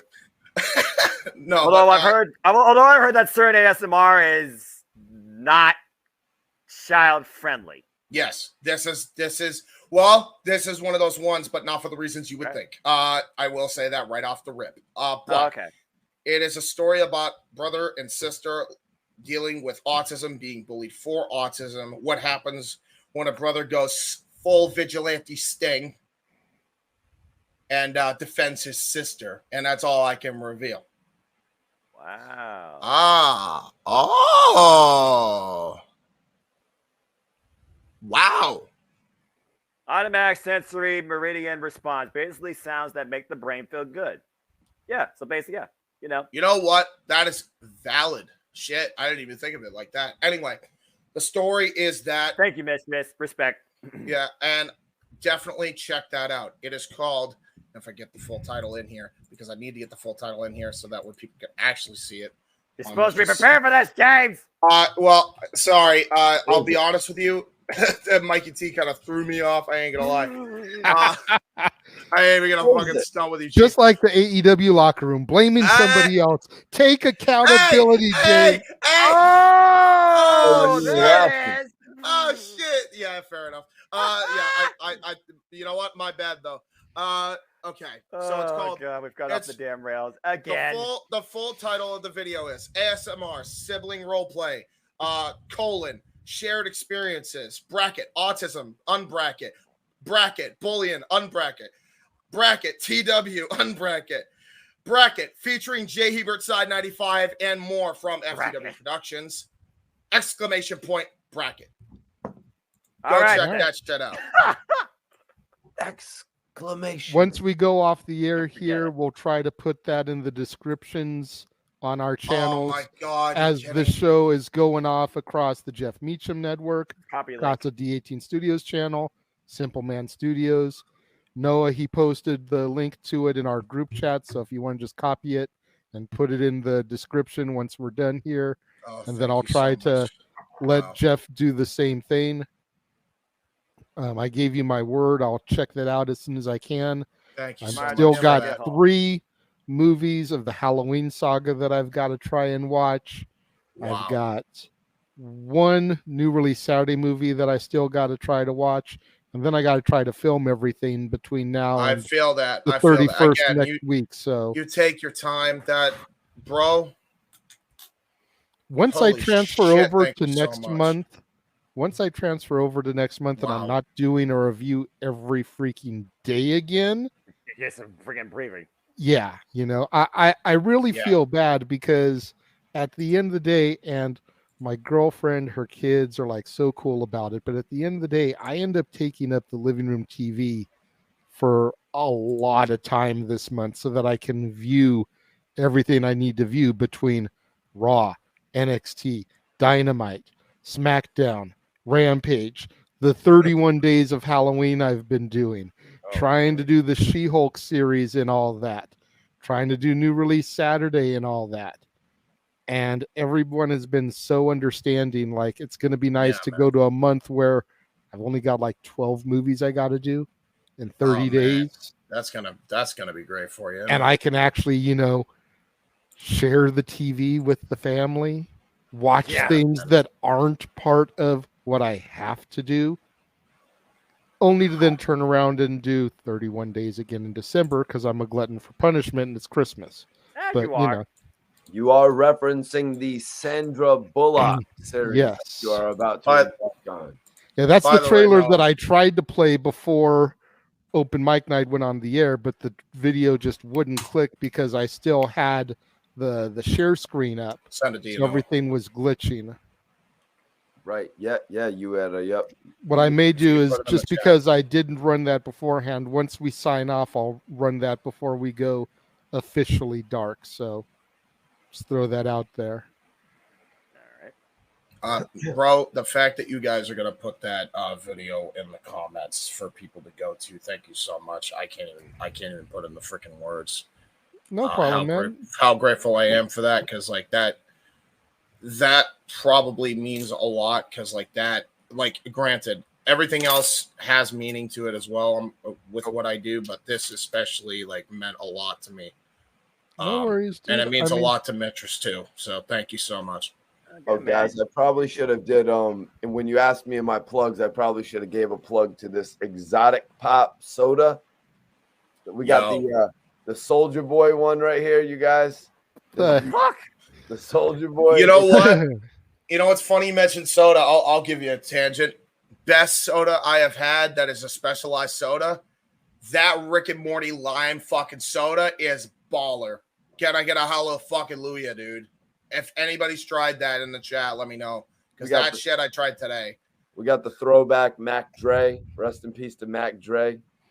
We got that. You over here pulling out some out of nowhere stuff. I'm just sitting here rocking my Faygo in freaking California. That's some East Coast shit right there. Yeah. My guy Lil Flip sent these to me, so I wanted to give him a little drop on the channel. Everybody check out Exotic Pop. It's a different kind of soda. No it's actual soda. It's not like mixed with anything to like THC or anything like that. It's just soda. And they made it out of Texas, and it's in a lot of states now. This one looks good. I'm surprised I haven't drank this one. This is bubble gum. This is that bubble gum fizzle pop, man. What? I'll have to keep my eyes peeled. Faygo's bottled in Detroit, Michigan, so whenever I can find it out here in California, it's always like a big deal. Yeah, a lot of rappers always put that in their songs. Faygo. I appreciate that, Mistress. Thank you very much. Open Mic Night is just that. It's just a kickback forum for a bunch of guys, friends, to shoot the shit about, as Noah Foster loves to put it, professional wrestling.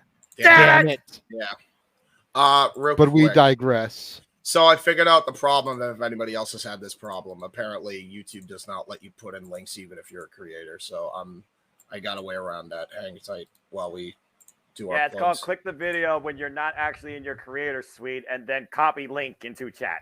Yes. You put it in the chat and then it could be pinned up. Yeah, that's what I'm. Yeah. Anyway, fair enough. as you were. That's from earlier. Anything else that you want to plug there, James? Really? That's the main thing I plug. Owen's got stuff as well. It is now in my comments, and I am subscribed to Mitras Audio. That's that. Fair enough. All right. Well, before I turn things back over to Noah, as I've mentioned, I am in the midst of my Halloween saga. Today, Halloween 5, The Revenge of Michael Myers went up, and then that is what is coming for the rest of the month. Tomorrow, The Curse of Michael Myers, the unrated producer's cut, which was the feature film debut of Paul Rudd. Oh, yep. Halloween H2O on Monday, The Haddonfield Nightmare, which is a fan film and a direct sequel following John Tate, Josh Hartnett's character in H2O, I'll be covering on Tuesday. Halloween Resurrection with Busta Rhymes on Wednesday. Thursday and Friday will be the Rob Zombie saga, Halloween and Halloween 2. And then beginning next Saturday, the brand new trilogy that kicked off in 2018, Halloween, Halloween Kills, and on Halloween night, Halloween Ends. Myself and Jeff will be together to review how the saga ends, 3 p.m. Pacific, 6 o'clock Eastern. Of course, in the midst of all that, you've got new episodes of The War Zone, the weekly acquisition report where I show off the latest additions to my ever-growing movie libraries. Today was Halloween Havoc, but across the Jeff Meacham Network multiverse of media, you will see us again for NWA Hard Times in New Orleans. I believe that is November 12th. The week after that is AEW Full Gear. And the week after that will be WWE Survivor Series War Games. War Games! 3 weeks in a row of pay-per-view and PLE coverage across the Jeff Meacham Network multiverse of media. This coming Monday, the top 10 horror movie sequels from The Dad's Not Always on Wrestling. Again, that'll be 3 o'clock Pacific, 6 o'clock Eastern. Of course, Tuesday, Stat Boy Sports Bar, featuring Dory Lou, back at its normal time of 4 o'clock because Jeff will be in the producer's chair this week. Yeah, boy. That evening, Jeff Meacham will return for an episode of Talk Wrestling. So make sure you guys tune in immediately following NXT for that. Of course, Wednesdays will be the Greg Cherry Show. And then make sure you tune in to NoDQ.com for Aaron Rift's Raw, Dynamite, and SmackDown recaps, as well as the No DQ review on Thursdays. You never know who may show up on the panel. It's usually Aaron, Virtue, and up to 3 other people. Sometimes it's one of us that pops in on there. So you never know who will be part of the festivities each and every Thursday on the No DQ review. Very true. Prayers to Renegade for Halloween Resurrection. Yes.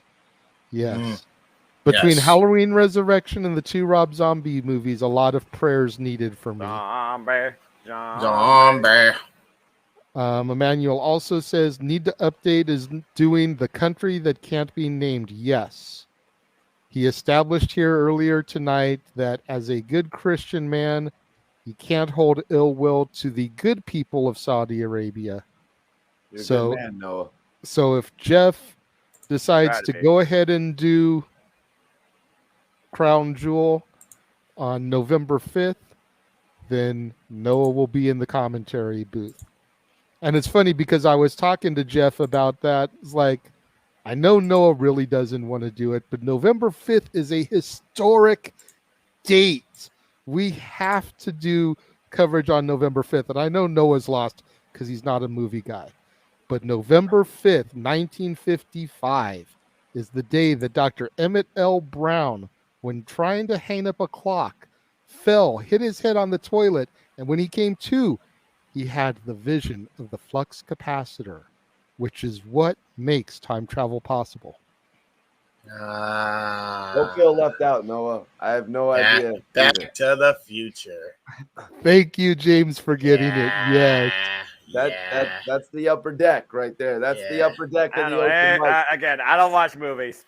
KJ, I gotta ask you, man. You said you're doing the top 10 sequels with Jeff. Yeah. You know, I'm a big Scream 2 guy. I'm not asking you to reveal anything yet, but is Scream 2 disqualified because of the fact that it's a part of 5? Is it? No, it is still a sequel to the original. JJ, that better be up. I'm going to be watching that damn review. JJ, you better put some respect on Scream 2. Bruh, we have given massive love to Scream 2. Go back and watch me and Jeff's top 10 musical moments from non-musical movies. Oh, boy. Jerry O'Connell singing I Think I Love You from Scream 2 was on my list. We Nice. give love to Scream too. Okay? Hell yeah, man. I'm going back to watch that one. That's very, very, you know what I mean? Like, you wouldn't expect to see that in there. I like it. Exactly. That's why I put it on my list. And I even mentioned it on the show. I'm like, you expect these type of things to pop up in comedies, maybe even dramas, but you don't expect it in a horror movie. And he's on top of the freaking table in the college cafeteria professing his love to Nev Campbell. And I say, J. What's going on? No, it was the song, I Think I Love You. Ken Street Fighter. Yeah. Emmanuel's trying to call Noah out. He feels that watching a wrestling documentary is considered a movie. That's true. It might be, but I haven't watched one of those in a long time either. There you go. Fair enough. Okay.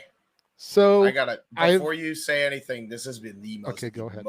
Not that it was intended to be this way, but this has been one of the most emotional roller coasters of open mic night that we have ever fucking had. Once in a while, even I can break out a rant if need be. I don't know how you've got to make sure that Noah's rant gets snipped, and you've got to make sure that Mikey's plugs get snipped for greatest hit. Bro, the first episode he had a greatest hit talking about his fucking weed issue. That was so damn awesome. Very embarrassing story, man. It was, but I'm not even gonna say it. Bro. The point is, it was embarrassing, but you made it so entertaining, bro. I can't even put in the words. Anybody wants to see that story, you're gonna have to tune in on New Year's, and let me tell you, that's gonna make your New Year's right there. Oh, yeah, no doubt. Yep, New Year's Eve, we will be live on the air with an episode of Open Mic Night, as well as, and I don't have a graphic for it yet, but the Friday before Christmas, December 23rd, we all agreed for like a little 1 hour and a half special to just kind of go over our Christmas traditions before we go into Christmas Eve and Christmas Day. So you're going to have to make sure that you tune in for that one. Of the year. It's the holiday season. All right. Enough of that. Noah, go ahead and take us out of here as you always do. I will then run the Sandra Bullock trailer that didn't air prior to Open Mic Night.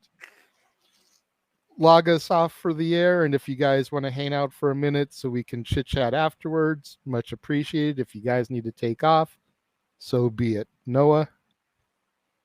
Expect no Andy Datson cover of holiday season this Christmas season, courtesy of me, for free. I'll tell you that much. But overall, this has been one hell of a fun, entertaining night. But I will say this still. Not my NXT! But I digress. If you want to know more about me, though, know this. Damn it! For I am just a simple man and a lifelong fan of professional wrestling. Damn it! Play a drinking game. How many times does Noah say damn it or anybody else say damn it on the air? He'll be drunk within like 5 minutes. Oh, damn man. it, James. Don't bring up that statistic. Anyway, 5 minutes to Twitter and YouTube and Foster 1916 for all things wrestling. Shout out, of course, to my entire FTW family on the Twitter that, of course, me and James Hebert are proudly a part of. Stay tuned for my continued all-elite coverage on Steve Loves Wrestling right here on YouTube. There will be an AW impromptu coming up. Maybe this Friday. We'll see how the gang's all feeling. And for the first time, I might cross Forbidden Door into Twitch. And we might do it across the lovely Cindy G, Sienna _Chanel's Twitch channel as part of a post-live chat discussion after AW Rampage this coming Friday. And again, as far as this week goes, it'll be nice to just take it easy and relax too. But as always, I'd like to conclude, there are no winners, no losers, no betters. There are just fans with opinions, with this passion we all share. At the end of the day, folks, support one another, respect each other, protect your mentality too, and just enjoy life and enjoy professional wrestling too. It's as simple as that. You're not going to give the people another drink? A dickory, Doc. You're not going to give people another drink? Stop it. Stop. So there we go. Now. So there we go, ladies and gentlemen. For the 8 people that are still watching us, we thank you from the bottom of our hearts. They want a drink, damn it! This has been a hell of a ride today. It's been a hell of a ride today. 7+ hours on the air, Noah. Epic show, guys. A hell of a night, JJ. Thank Absolute you. pleasure. Thank you once again for your expertise in your call. We've greatly appreciated here on the Casa channel and across the entire Jeff Meacham Network, multiverse of media. I'll see you in 2 weeks for more commentary coverage. As I promised, yes, folks, I will be back to call Crown Jewel. There we go. For James Hebert, for Mikey T, for the Simple Man Noah Foster, I am the Renegade JJ Williams. Thank you for watching. We will see you guys next time.